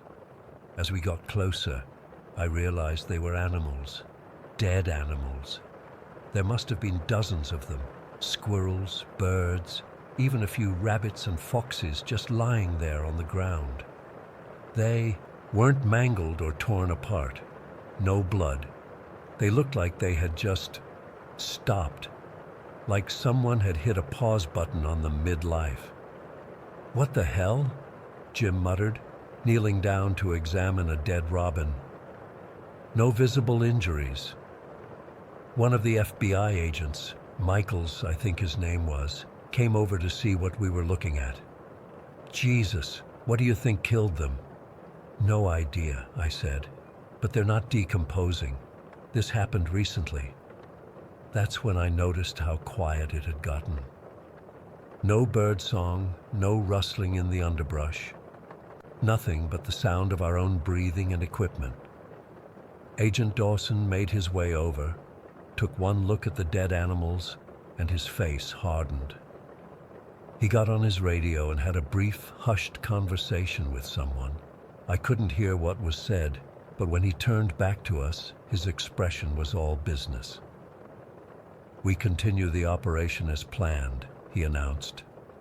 "Ridgway probably killed these animals for food or sport. Let's move." It didn't sit right with me. These animals weren't killed for food. They weren't skinned or dressed. They were just dead. But orders were orders, so we kept climbing. The dead animals continued to appear as we ascended, more frequent the higher we went. By the time we reached 4,000 feet, we were stepping over them every few yards. Birds that looked like they'd dropped mid-flight. Squirrels frozen in natural poses. None of them showed any signs of decay, despite the fact that some must have been there for days based on the positions we found them in. Around 4 in the afternoon, we reached a plateau about 500 feet below the summit. Dawson called for a final equipment check before the approach to the cave system where Ridgway was supposedly hiding. "Remember," he said, "this man has nothing to lose. Approach with extreme caution." We spread out into our assigned formation and began the final ascent. The terrain here was rocky and exposed, with less vegetation. Fewer dead animals, too, which was a small mercy. The wind had picked up, whipping across the mountainside and cutting through our tactical gear like it was nothing. My position was in the second wave, about 20 yards behind the front line. As we crested the final ridge before the summit, I saw the mouth of the cave, a dark gash in the rocky face of the mountain, maybe 6 feet tall and twice as wide. The first team approached cautiously, weapons drawn. FBI agent Carson took point, with Marshal Torres right behind him. They disappeared into the darkness of the cave while the rest of us secured the perimeter. Minutes passed, 5, then 10. No radio contact, no sounds from inside. Dawson was about to send in the second team when Carson emerged, waving us forward. "We found him," he called out. "He's just sitting in there." We moved in carefully, flashlights sweeping the interior of the cave. It was larger inside than it looked from the entrance, extending maybe 30 feet back before narrowing into what might have been a tunnel deeper into the mountain. The air inside was strangely warm and carried a metallic smell that reminded me of pennies or blood, though there was no visible blood anywhere. And there, at the back of the main chamber, sat Raymond Ridgway. He was just sitting cross-legged on the stone floor, rocking slightly back and forth. He wore dirty jeans and a flannel shirt that had seen better days. His beard had grown out wild and unkempt, but his face, that's what I remember most clearly. His expression was completely blank, eyes open but unfocused, like he was looking at something 1,000 miles away. "Raymond Ridgway," Dawson announced, "you're under arrest for the murders of—" Ridgway didn't respond, didn't even seem to register our presence, just kept rocking back and forth, back and forth. Marshal Torres stepped forward. "Ridgway, on your feet." When there was still no response, Torres reached out and put a hand on Ridgway's shoulder. What happened next happened so fast I barely had time to process it. The moment Torres touched him, Ridgway's body went rigid. Then Torres suddenly collapsed, his body convulsing violently on the cave floor, foam bubbling from his mouth. "Man down!" someone shouted, and 2 agents rushed to Torres' side while the rest of us trained our weapons on Ridgway. But Ridgway hadn't moved to attack. He was still sitting there, only now he was looking directly at us. And he was smiling. Not a normal smile. His lips were stretched too wide, showing too many teeth. It wasn't the smile of a human being. It was the smile of something wearing human skin.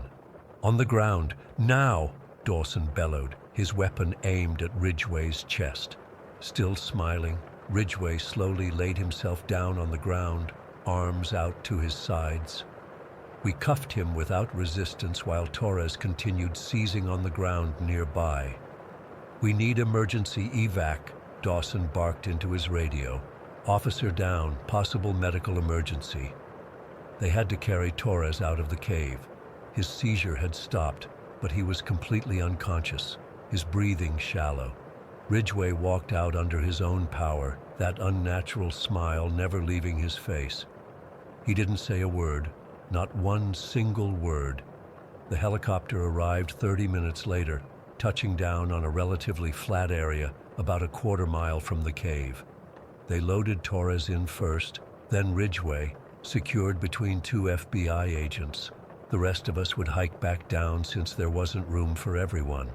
As the helicopter lifted off, I caught Ridgway looking down at me through the window. He wasn't smiling anymore. His expression was pitying, like he knew something terrible that I didn't. It sent a chill through me that had nothing to do with the mountain air. The hike down was mostly silent. Nobody seemed to want to talk about what we'd seen. The dead animals were still there, still unnaturally preserved. I remember thinking they looked almost like warning signs that we had stupidly ignored.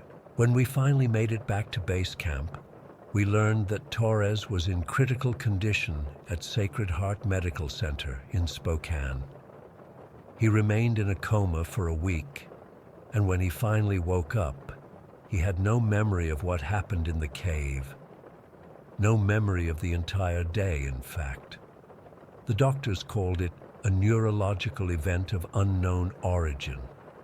Ridgway was imprisoned at a maximum security facility. From what I heard, he never spoke again. Not during interrogation, not during his trial, not to the prison psychologists who tried to evaluate him.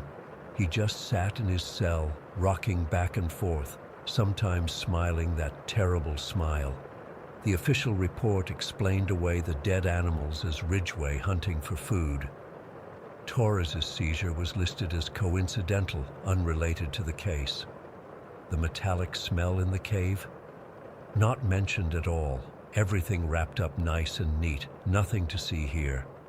But I know what I saw, and in the 40 years since that day, I've come to believe that what we found on Osceola Peak wasn't just a man hiding from the law. It was something else. Something wearing Raymond Ridgway like a suit. I requested the full case files a few years before I retired. Most of it was redacted, pages and pages of black marker. The cave was supposedly investigated by a special FBI team the day after we left, but whatever they found never made it into any report I could access. Torres transferred to a desk job after he recovered, never went back to field work. I ran into him at a law enforcement conference in '92 and tried to ask him about that day. He shut down completely, made an excuse, and walked away. The fear in his eyes was real. I've kept my mouth shut all these years because who would believe me? But I'll tell you this, there are things in this world that we're not meant to understand. Things that the authorities know about, but choose to keep hidden from the public. Not just dangerous people, but dangerous truths. I still dream about that cave. Sometimes, about the unnatural silence surrounding all those perfectly preserved dead animals, about the look in Ridgway's eyes when he smiled at us, and I wake up with that same metallic taste in my mouth, like old pennies or blood. Whatever happened on Osceola Peak that day, whatever we disturbed or encountered, it wasn't human, and I'm not convinced we actually caught it. Story 15. I still get anxious going to the mall alone during the holidays. What happened 2 years ago completely changed how I feel about busy public places, especially around Christmas. I know it sounds stupid to some people. It was just some creepy guy. But when you're the one being targeted, it feels like your whole world shrinks down to just you and the threat. I've never posted about this before, but I need to get it off my chest. I was 20 at the time, working part-time at a coffee shop while taking classes at the community college. It was December 23rd, and I'd been putting off buying a gift for my Aunt Carol. We weren't super close, but she was hosting Christmas dinner that year, and showing up empty-handed wasn't an option. My mom would have killed me. The Westfield shopping center was absolute chaos that day. I remember circling the parking lot for almost 20 minutes before squeezing into a spot so far from the entrance I could barely see the store signs. The winter air bit at my face as I walked across the parking lot, and I remember thinking that was the worst part of my day. If only. Inside was even worse, people rushing in every direction, Christmas music blaring so loud it was distorted, and that distinct mall smell of perfume samples, pretzels, and desperation.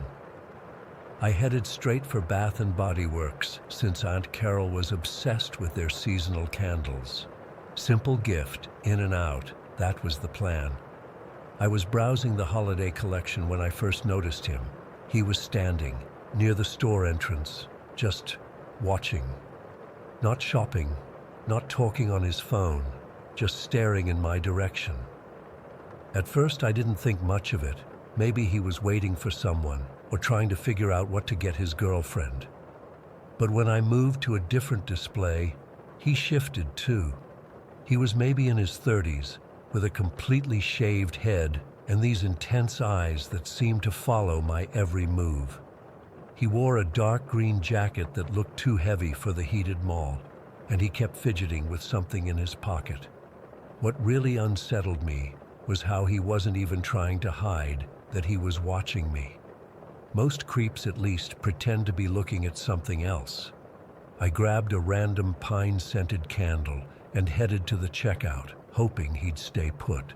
The line was painfully long, at least 12 people ahead of me. As I waited, I felt someone move into the space behind me, standing way too close. I could feel breath on my neck. "That candle doesn't suit you," a voice said, low, with this weird raspy quality to it. I turned around and there he was, the bald man, standing so close I could see a small scar above his left eyebrow and smell something sour on his breath. "Excuse me?" I said, trying to sound confident, but hearing my own voice crack. "You seem more like a vanilla girl to me." "Sweet." He smiled, but it didn't reach his eyes at all. I'm good at reading people. I mumbled something about the candle being for someone else and faced forward again, my heart pounding. The line seemed to be moving in slow motion. I could feel him still standing too close, and when I glanced back, he was staring directly at me with this unsettling half-smile. "I'm Derek," he said, not waiting for me to ask. "What's your name?" I ignored him, pretending to check my phone, hoping he'd take the hint. "Not very friendly during the season of giving, are you?" He chuckled. "That's okay. I like challenges." The woman in front of me must have sensed something was off, because she glanced back with a concerned look. I gave her a tight smile, trying to communicate that everything was fine, even though it absolutely wasn't. When I finally reached the register, I paid as quickly as possible, forgetting the gift receipt in my hurry. As I left the store, I glanced back and saw he wasn't following me. Relief washed over me, and I decided to cut through the food court to get to the exit nearest my car. I was passing the pretzel stand when I heard his voice again. "Leaving so soon? I thought we could grab a drink." He appeared beside me out of nowhere, walking in step with me like we were together. My stomach dropped. "No thanks," I said firmly, picking up my pace. "Come on, it's Christmas. Nobody should be alone." He reached for my arm, but I pulled away before he could touch me. "I'm meeting my boyfriend," I lied, scanning the crowd for security guards or anyone who might help. "No, you're not." The certainty in his voice made my skin crawl. "I watched you come in alone. Your car's a blue Honda Civic parked in Section E." My blood ran cold. He'd been watching me since I arrived. How long had he been following me? Did he specifically target me in the parking lot? "Leave me alone," I said, louder this time, hoping someone would notice. "Don't be like that, Melissa." I stopped dead in my tracks.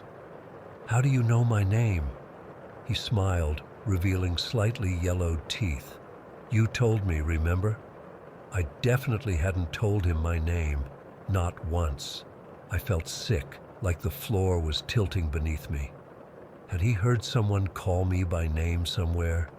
Had he been following me before today? "I have mace," I bluffed, reaching into my purse. "No, you don't."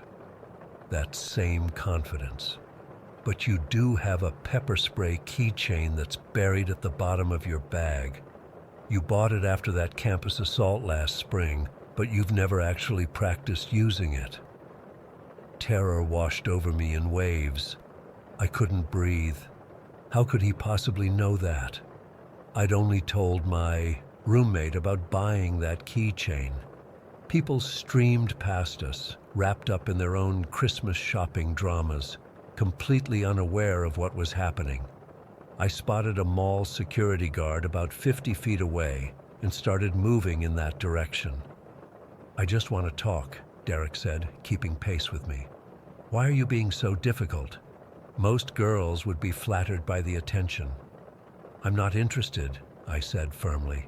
"Stop following me right now." "Or what?" His tone changed, hardened. The fake friendliness vanished. "You're going to scream? Make a scene? Nobody cares, Melissa. Look around." He was right about one thing. The mall was so packed and noisy that even if I screamed, it might just blend into the chaos. But he was wrong about nobody caring. As we approached a crowded area near the center court Christmas display, I suddenly stopped and turned to face him directly. "Stop following me!" I shouted as loudly as I could. The effect was immediate. At least 20 people turned to look, conversation halting around us. An older woman put her hand on my shoulder and asked if I was okay. 2 teenage boys stopped taking selfies with the mall Santa to stare at us. The security guard I'd spotted earlier started heading our way. Derek's face changed. The confidence drained away, replaced by something cold and calculating. He took a step back, raising his hands in mock surrender. "Crazy bitch," he muttered, loud enough for those nearby to hear.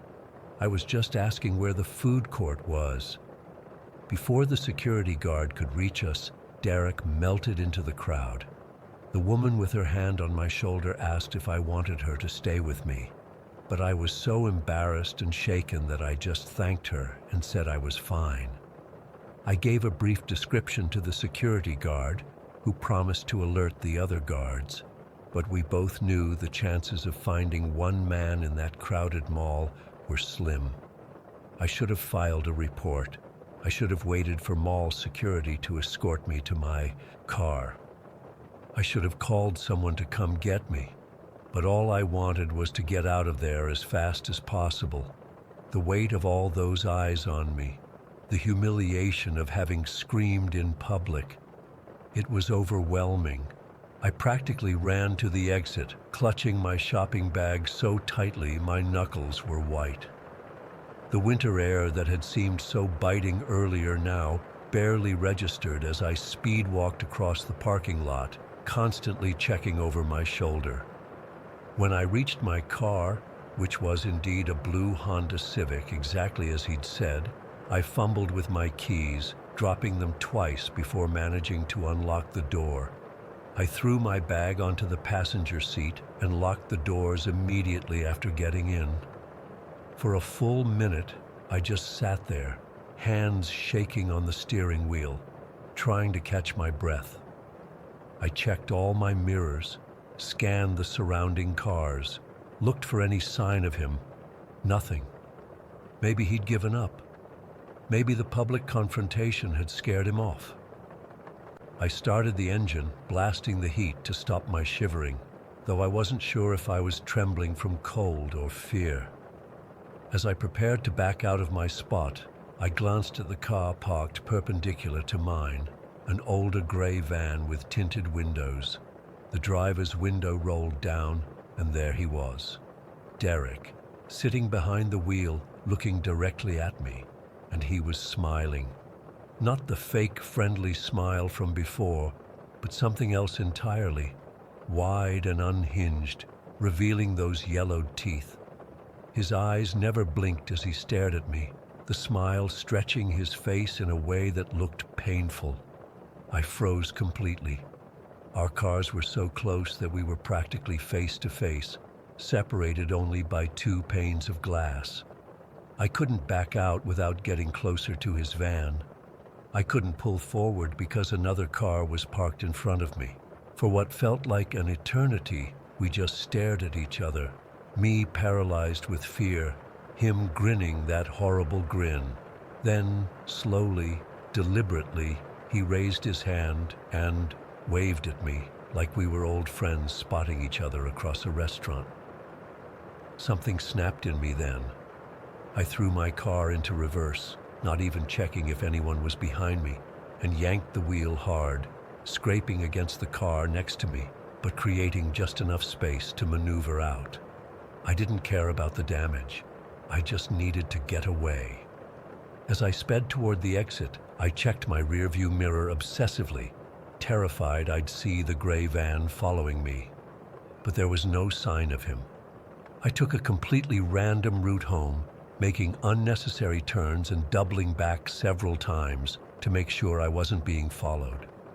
When I finally got home, I sat in my driveway for 15 minutes, scanning the street before I worked up the courage to go inside. I called my roommate, who was away visiting family, and broke down completely while trying to explain what had happened. She convinced me to file a police report, which I did the next day. But without a last name or license plate number, there wasn't much they could do. Be more aware of your surroundings, the officer told me, as if I hadn't been hyper-aware of every single person around me since it happened. It's been 2 years, and I've never seen Derek again. I've moved twice since then and changed my social media settings to private. I never shop alone during the holidays now, and I always park near security cameras.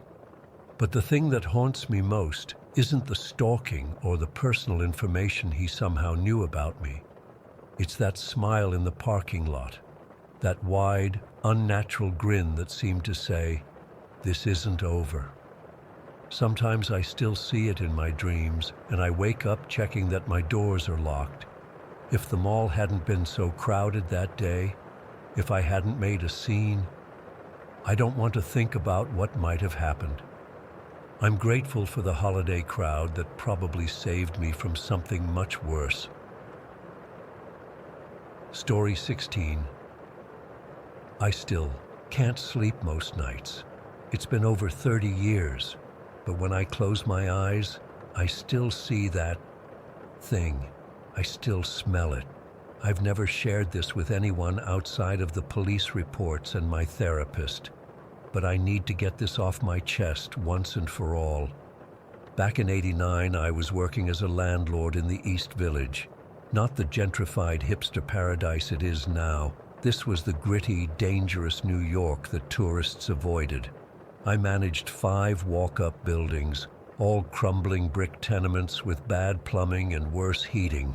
The rent was cheap, and the tenants were a mixed bag. Artists, immigrants, addicts, elderly folks who'd lived there for decades. I wasn't the kind of landlord who got involved in their lives. Rent on time, don't destroy the place, we're good. Albert Russo lived in one of my buildings on East 7th, apartment 3B. He was in his 60s, always wore the same beige sweater vest, no matter the weather, and kept to himself. Paid his rent in cash, always on the first of the month. Never complained, never caused trouble. Perfect tenant, really. I'd see him occasionally shuffling down the street with his plastic grocery bags, or sitting alone in the park feeding birds. He'd nod, I'd nod back. That was our relationship for almost 4 years. Then one day in October, I got a call from a woman named Clara who said she was Albert's niece.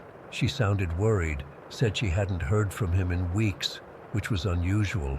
They apparently spoke every Sunday without fail.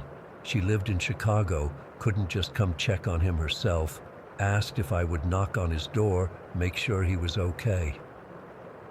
I told her I'd swing by that afternoon. I wasn't especially concerned, Older tenants sometimes went to visit family or ended up in the hospital without telling anyone. But something in her voice made me uneasy. She sounded genuinely frightened, not just worried. When I knocked on Albert's door that afternoon, there was no answer.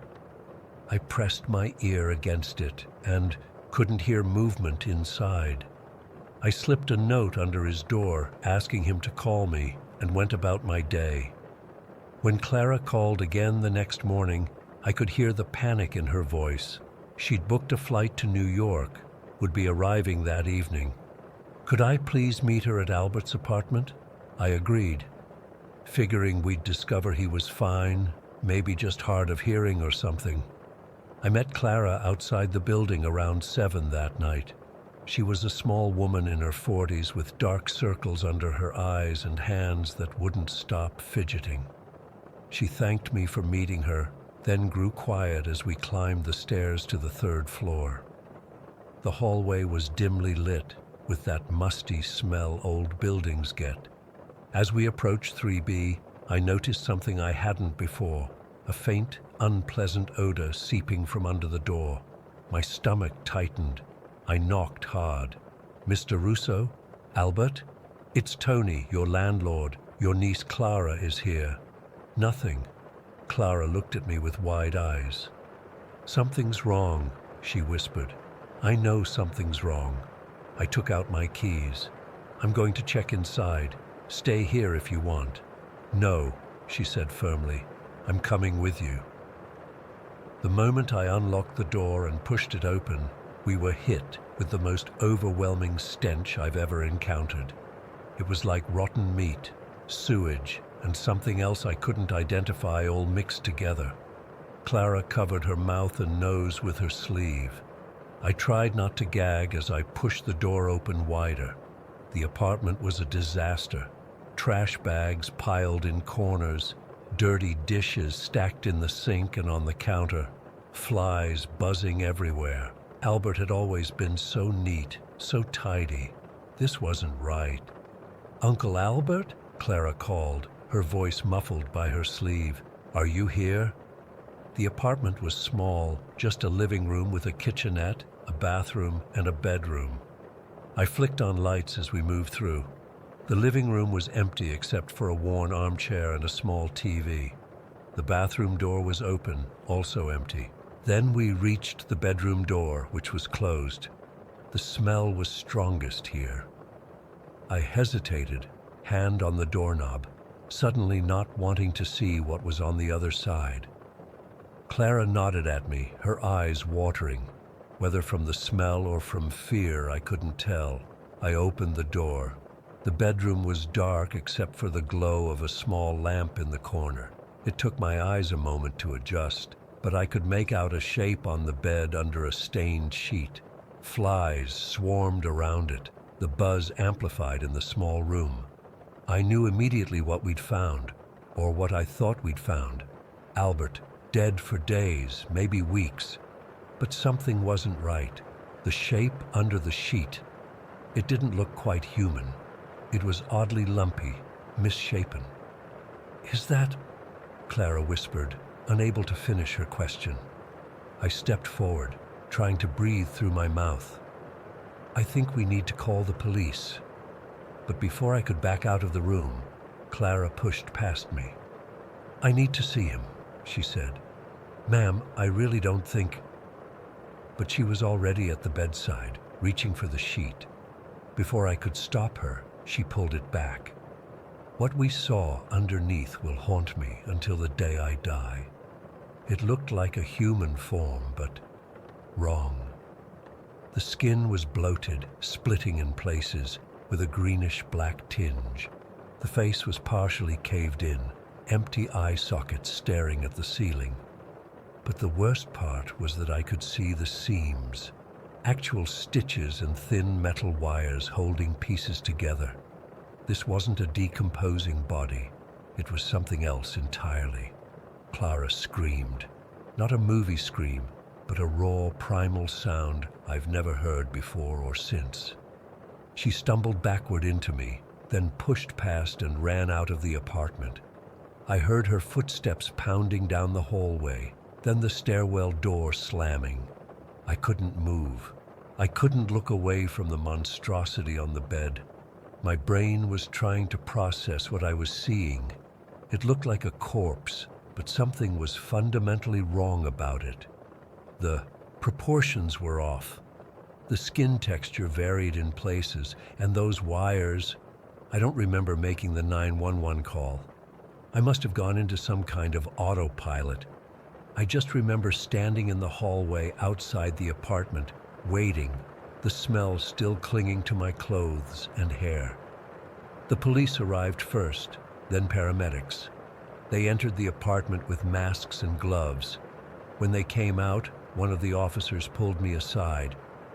"Sir, what exactly is your relationship to the deceased?" "I'm the landlord," I said automatically. "But that's not Albert Russo in there." The officer exchanged looks with his partner. "We need to call this in," he said. More police arrived, then people in suits who I later learned were forensic specialists. They spent hours in the apartment while I waited, giving my statement again and again. Around midnight, a woman in a white paper suit approached me. "Mr. Vitale, I'm Dr. Patel with the medical examiner's office. I need to ask you some questions." I nodded, exhausted. "The object on the bed is not human remains," she said carefully. "What?" I felt like I'd been punched. "What do you mean? What is it?"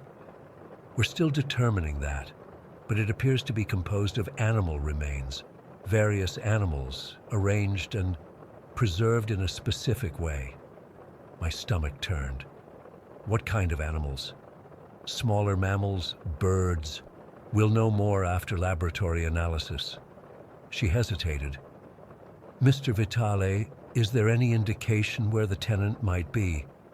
I shook my head. "No, he's just gone."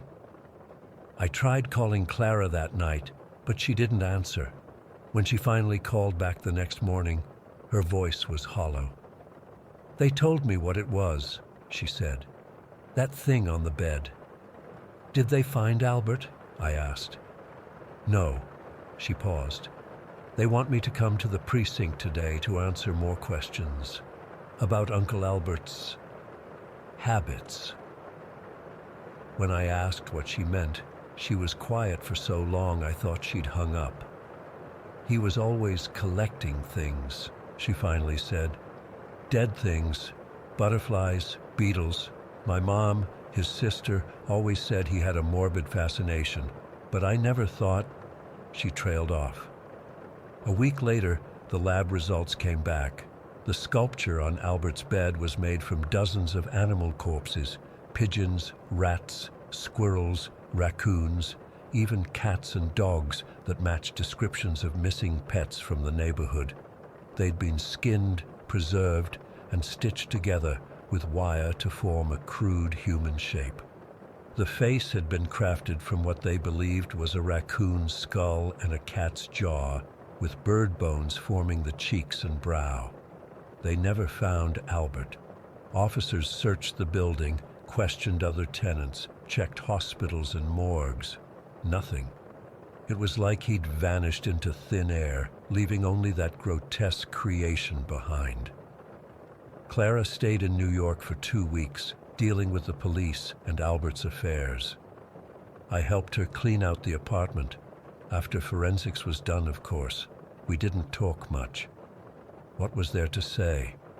I could tell she was struggling with the same questions I was. Had her uncle created that monstrosity? If so, why? And where was he now? Before she left, she gave me a small box of photos she'd found in a drawer. "I can't take these," she said. I can't." Later that night, I looked through them. They were mostly old snapshots of landscapes, buildings, pigeons in the park. Normal stuff. But in the middle of the stack, I found something that made my blood run cold. It was a Polaroid of Albert's bedroom, taken from the doorway. On the bed was what looked like the beginning stages of the sculpture. just a crude framework of wire and small animal bones. But what haunted me wasn't the sculpture itself. It was the shadow visible on the wall beside it, a tall, thin shadow that didn't match Albert's stocky frame. A shadow that couldn't possibly have been cast by anyone in the room, based on the angle of the light. I kept in touch with Clara for a while. The police investigation stalled. No trace of Albert was ever found. Eventually, Clara stopped answering my calls. I don't blame her. Some things you just want to forget. I rented out the apartment again 6 months later, after a complete renovation. I never told the new tenants what happened there. Maybe that was wrong of me, but what would I have said? It's been over 30 years now. I've moved out of the city, retired to a quiet town upstate. But I still think about Albert Russo and that thing on his bed. Sometimes I wonder if Clara knew more than she let on. Why did she call me first instead of the police? Was there a history of strange behavior she was aware of? I've considered reaching out to her again, now that so much time has passed. But what would be the point? Some mysteries are better left unsolved. Some questions are better left unasked. But I still can't sleep most nights. And I still check under my bed. Story 17. I've never been able to shake what happened during our camping trip 3 years ago. I'm writing this because I need to get it off my chest, and maybe someone here has experienced something similar or can make sense of it. I still have trouble sleeping most nights. My buddies Craig, Tanner, and I had been planning this trip for months. Nothing fancy, just a weekend getaway in the Tennessee backcountry. We're all from Knoxville and needed a break from our jobs. I'd been working overtime at the warehouse. Craig was stressed about his upcoming wedding, and Tanner just wanted to fish and drink beer away from his roommates for a while. We picked a spot about 2 hours from home, in a secluded area that Craig's cousin had told him about. It wasn't an official campground, just a clearing in the woods near a small creek, far enough from the main roads that we could feel like we were actually getting away from everything. The drive there took longer than expected because the last 7 miles were on dirt roads that got progressively narrower. My pickup truck handled it fine, but we joked about how nobody would hear us scream out there if anything happened. If only we knew how unfunny that joke would turn out to be. We arrived around 3 in the afternoon on Saturday. The spot was perfect, a flat area surrounded by thick trees with a small fire pit someone had made previously using rocks from the creek. The weather was great for early October, cool but not cold, and the leaves were just starting to turn. We set up our tents, gathered firewood, and Tanner immediately headed to the creek with his fishing gear, while Craig and I arranged the campsite.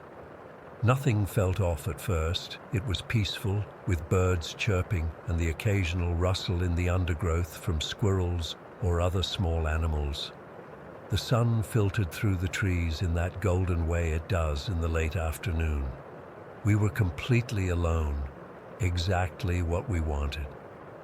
Around dusk, Tanner came back with 3 decent-sized trout, and we cleaned them by the creek. We cooked them over the fire along with some potatoes wrapped in foil and cracked open a few beers. The conversation flowed easily as we caught up on each other's lives. Craig showed us pictures of the venue for his wedding. Tanner told us about this girl he'd been seeing, and I just enjoyed being away from the constant pressure of work. Looking back, I remember feeling like we were being watched at one point during the evening. I even turned around to check the tree line behind me, but I didn't see anything. I brushed it off as paranoia from too many horror movies. We were in the woods. Of course, there were animals around watching us. That's normal, right? We stayed up until around 11, drinking and talking around the fire. Nothing weird happened. No strange noises, no unexplained lights, nothing out of the ordinary. We doused the fire carefully, made sure everything was secure, and went to our tents.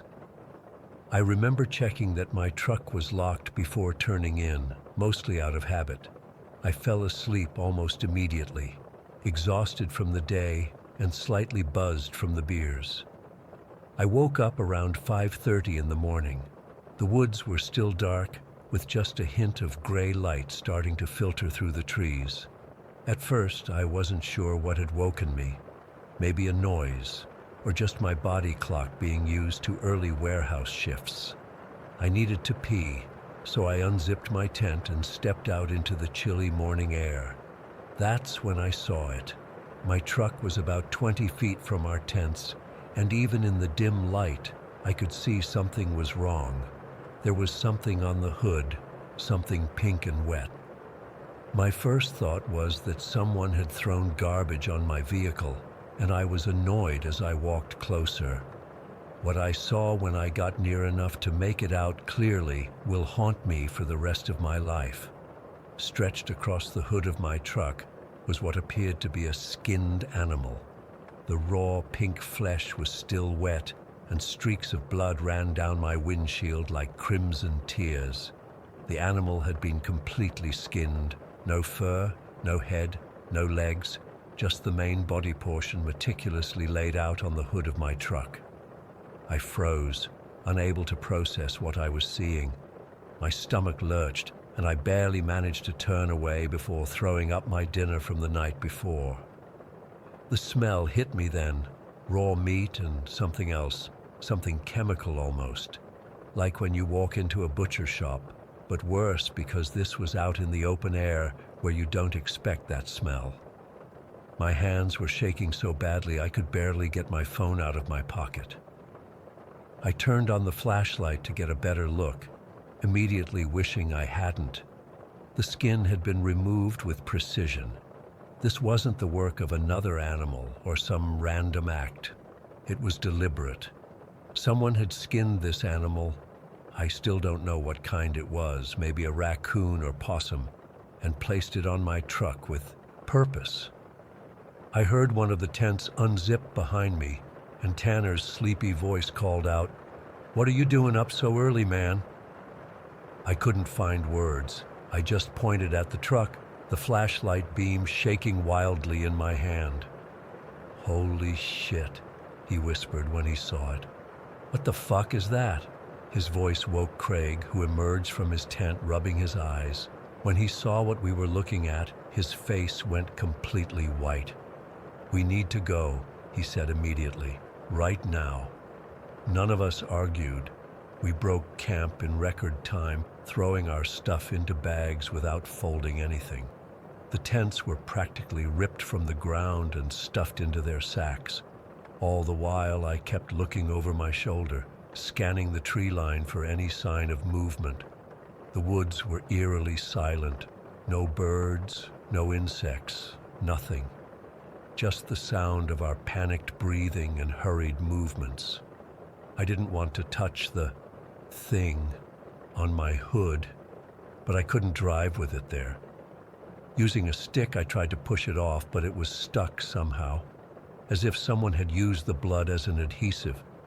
Craig found an old t-shirt in his bag, and we used it to grab the carcass and pull it off, revealing a dark stain on the white paint of my truck. We threw the remains as far into the woods as we could and used water from our bottles to clean the worst of the blood off the windshield. My hands wouldn't stop shaking. I kept expecting someone to emerge from the trees at any moment. The drive back was tense and silent. We kept checking the rear-view mirrors, half expecting to see someone following us. About 30 miles from the campsite, we stopped at a gas station to fill up and try to calm down. My heart was still racing, and I felt sick to my stomach. While Craig and Tanner went inside for coffee, I was pumping gas when an older man approached me. He was probably in his 60s, wearing overalls and a faded cap with a local feed store logo. "You boys been camping up in the deep woods?" he asked, nodding toward our gear in the truck bed.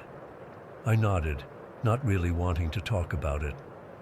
"Saw some blood on your windshield," he continued. "Found something on your vehicle this morning, didn't you?" I stared at him, shock and fear washing over me in equal measure. "How did you know?" He introduced himself as Mr. Harris and explained he'd lived in the area his whole life. "It ain't the first time," he said, his voice low. "Been happening for years. Skinned animals showing up on cars, on porches, always outsiders, people who don't belong in those deep woods." "Who does it?" I asked, my mouth dry. He shrugged. "Some say it's just locals trying to scare off trespassers. Others think it's something else." He paused, looking uncomfortable. "You boys got lucky. Some folks find worse things than animals." Before I could ask what he meant, Craig and Tanner came back, and Mr. Harris nodded politely and walked away.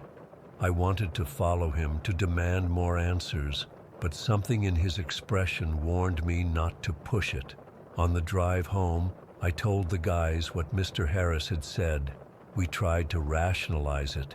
Maybe it was just local kids playing cruel pranks on campers, or territorial hunters warning us off their preferred grounds. But none of the explanations felt right. When I got home, I scrubbed my truck for hours, trying to remove every trace of blood from the paint and glass. That night, I couldn't sleep. Every creak in my apartment made me jump, convinced that whoever had left that warning had somehow followed me home. Over the next week, I spent hours researching online, looking for similar stories. I found more than I expected. Accounts from various remote areas across the country describing skinned animals left as apparent warnings. Some victims reported feeling watched for weeks after returning home, hearing noises outside their windows at night. None of us has gone camping since. Craig sold all his gear, and Tanner moved to Cincinnati 6 months later for reasons he wouldn't fully explain. We don't talk about that morning anymore, but I know it affected them as deeply as it did me. I still keep my doors locked at night. I still check the hood of my truck every morning before getting in. I still avoid driving past wooded areas after dark, because deep down, I know that whatever placed that skin on my truck wasn't just sending a message.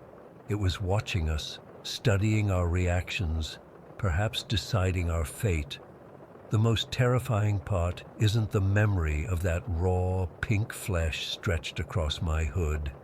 It's the knowledge that something out there was capable of such calculated cruelty, of such precision in its warning. And sometimes, in the darkest hours of the night, I can't shake the feeling that it's still watching me, waiting for me to forget or to let my guard down. Whatever it wasn't just an animal. Animals don't skin other animals and arrange them on vehicles. There was intelligence behind it, intention. And that's what keeps me up at night, knowing that something or someone was out there in those woods, close enough to approach our camp while we slept, and we never heard a sound. Story 18. I still can't sleep with my blinds open. It's been 15 years since it happened, but I still check every window lock twice before bed, and I still wake up in cold sweats when I hear scratching sounds outside my house. What happened that summer at my grandmother Tana's property in the mountains of Mexico has never left me. I was 8 years old. My family made the trip every summer to Tana's place, a small patch of land sitting at the base of a mountain range near the ancestral Kickapoo territory. It was beautiful during the day, wildflowers, tall grass, birds everywhere. At night, though, the mountains looked like they were watching us. That year was special because the whole family was there. My sisters Amma and Winona, plus all my cousins. Hosa, who was 6, Lona, 10, Cheeto, 16, and Saya, 12. The adults were excited because Tana had just finished building a new house on the property.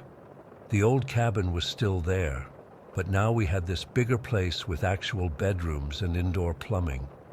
On our third night there, I woke up to screaming. Not the kind of screaming you hear when kids are playing. This was pure terror. It was Hosa. My uncle Sani burst into our room where all us younger kids were sleeping on mats, and Hosa was standing on his mattress, pressed against the wall, pointing at the window and sobbing. She was looking at me, he kept saying between gasps. The old lady was looking at me through the bars. Our windows had these decorative iron bars on them, not for security, just a traditional style. Tana turned on the lights while Uncle Sani checked outside. "What old lady, mijo?" Tana asked, trying to calm Hosa down. "The pale one with the long gray hair," Hosa whispered. She pushed her face between the bars and smiled at me. I remember feeling my stomach drop. There was no old lady staying with us. The closest neighbor was miles away. Uncle Sani came back inside looking worried. "There's footprints outside," he said quietly to my dad and Tana. "Bare feet, under every window." The adults thought we couldn't hear, but I did. Uncle Sani said the footprints led toward the mountains. My grandmother's face changed when he said that. She looked scared. I'd never seen her scared before. "Nobody goes near the mountains tomorrow," she announced to everyone. "Not even during the day." I couldn't fall back asleep that night. I kept staring at the window, terrified that I'd see a face pressed against it. The bars that were supposed to be decorative suddenly felt necessary. The next morning, the adults tried to act normal, but you could feel the tension. Tana sat us all down after breakfast and told us something I'll never forget. "Those mountains," she said, pointing to the range. "Behind the property, they twist your mind if you go in unprepared. The old ones knew not to go there without protection. You children will stay near the house, understand?" We all nodded, even though I don't think any of us fully understood what she meant. That afternoon, we were playing near the fence that marked the edge of Tana's property when Lona suddenly froze. She was staring toward the tree line where the mountain foothills began. "There's someone standing there," she whispered. We all looked. At first I didn't see anything.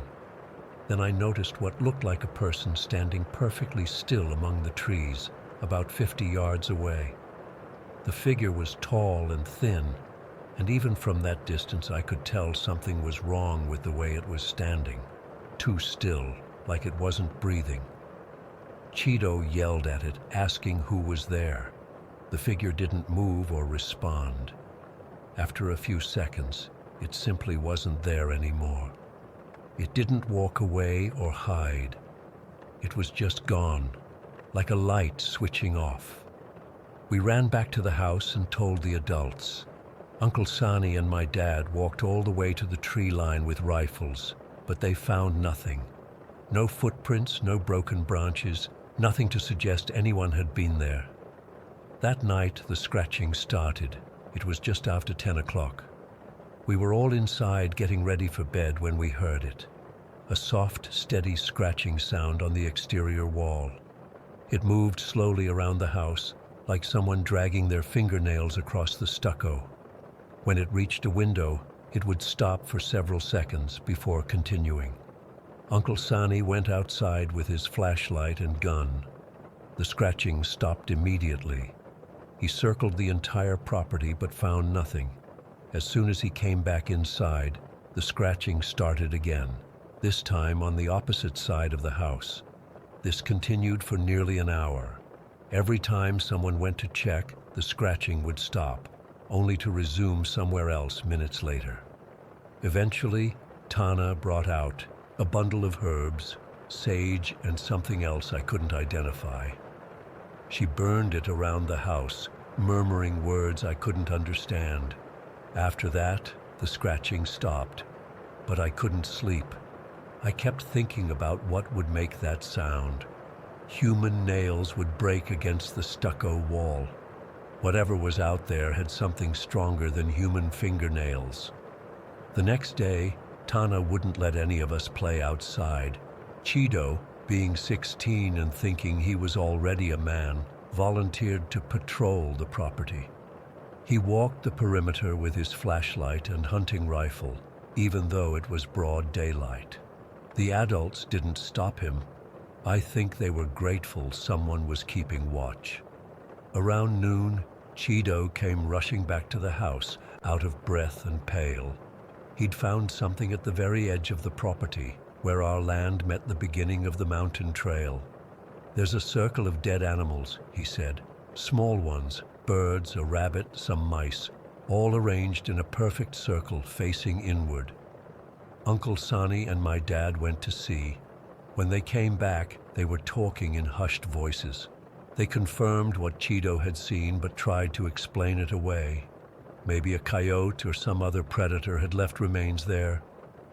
But they didn't believe that, and neither did we. That evening, Tana insisted we all sleep in the main room of the new house.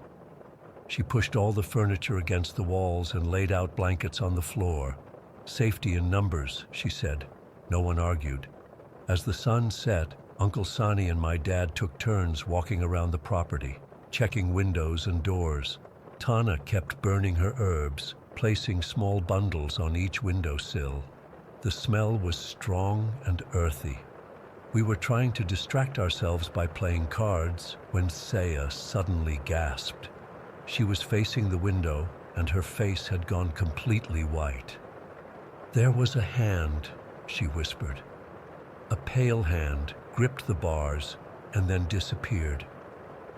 My dad ran to the window and looked out. Then he went outside, despite Tana telling him not to. When he came back in, his expression told us everything we needed to know. "There are handprints under the window," he said quietly. "Mud handprints, and footprints leading up toward the foothills." "What kind of footprints?" Tana asked. "Human," my dad replied, "but wrong somehow. The stride is too long, and there are places where it looks like something was dragging its feet." That was it for Tana. She announced we were leaving first thing in the morning, cutting our trip short by 4 days. No one protested. That night was the longest of my life. We all huddled together in the main room, with the adults taking turns staying awake. The scratching didn't return, but something worse happened. Around 3 in the morning, when most of us had finally fallen into uneasy sleep, we heard a sound that made my blood freeze. Singing. A woman's voice, soft and distant, singing a lullaby in a language none of us recognized. It seemed to be coming from everywhere and nowhere at once. Tana sat up straight, her eyes wide. "Don't listen," she whispered fiercely. "Cover your ears." We did as we were told, but the singing continued for several minutes before slowly fading away. I'll never forget the sound. Not beautiful exactly, but hypnotic, like it was trying to pull something out of you. At first light, we packed our things and piled into our cars. No one spoke much. As we were about to leave, I saw Tana standing at the edge of her property, staring toward the mountains with an expression I couldn't read, part defiance, part resignation. I asked my mom later why Tana stayed there if the place was so dangerous. My mom explained that Tana believed someone had to guard the boundary, to keep whatever was in the mountains from coming down into the valley. "Some places have a hunger for fear," my mom told me, repeating what Tana had told her. "And if you wander in unprepared, you might find exactly what's been feeding on it." Years later, I learned from my mother that the sightings weren't new. The elders in our family had stories about a spirit from the mountains that took the shape of an old woman. It targeted families, especially when there were gatherings, when people were too distracted by celebration to notice what might be sneaking around in the darkness. Tana passed away 5 years after that summer. My parents sold her property because no one else in the family wanted it. Sometimes I wonder about whoever bought that land, if they've seen the pale woman with the long gray hair, if they've heard the scratching or the singing. I still visit Mexico regularly to see family, but I never go near those mountains. And no matter where I stay, I always close the blinds before sunset and check the locks twice. Because sometimes, when I'm drifting off to sleep, I swear I can hear faint scratching at my window, and I remember the hunger that lives in those mountains. A hunger that found us once and might still remember the taste of our fear.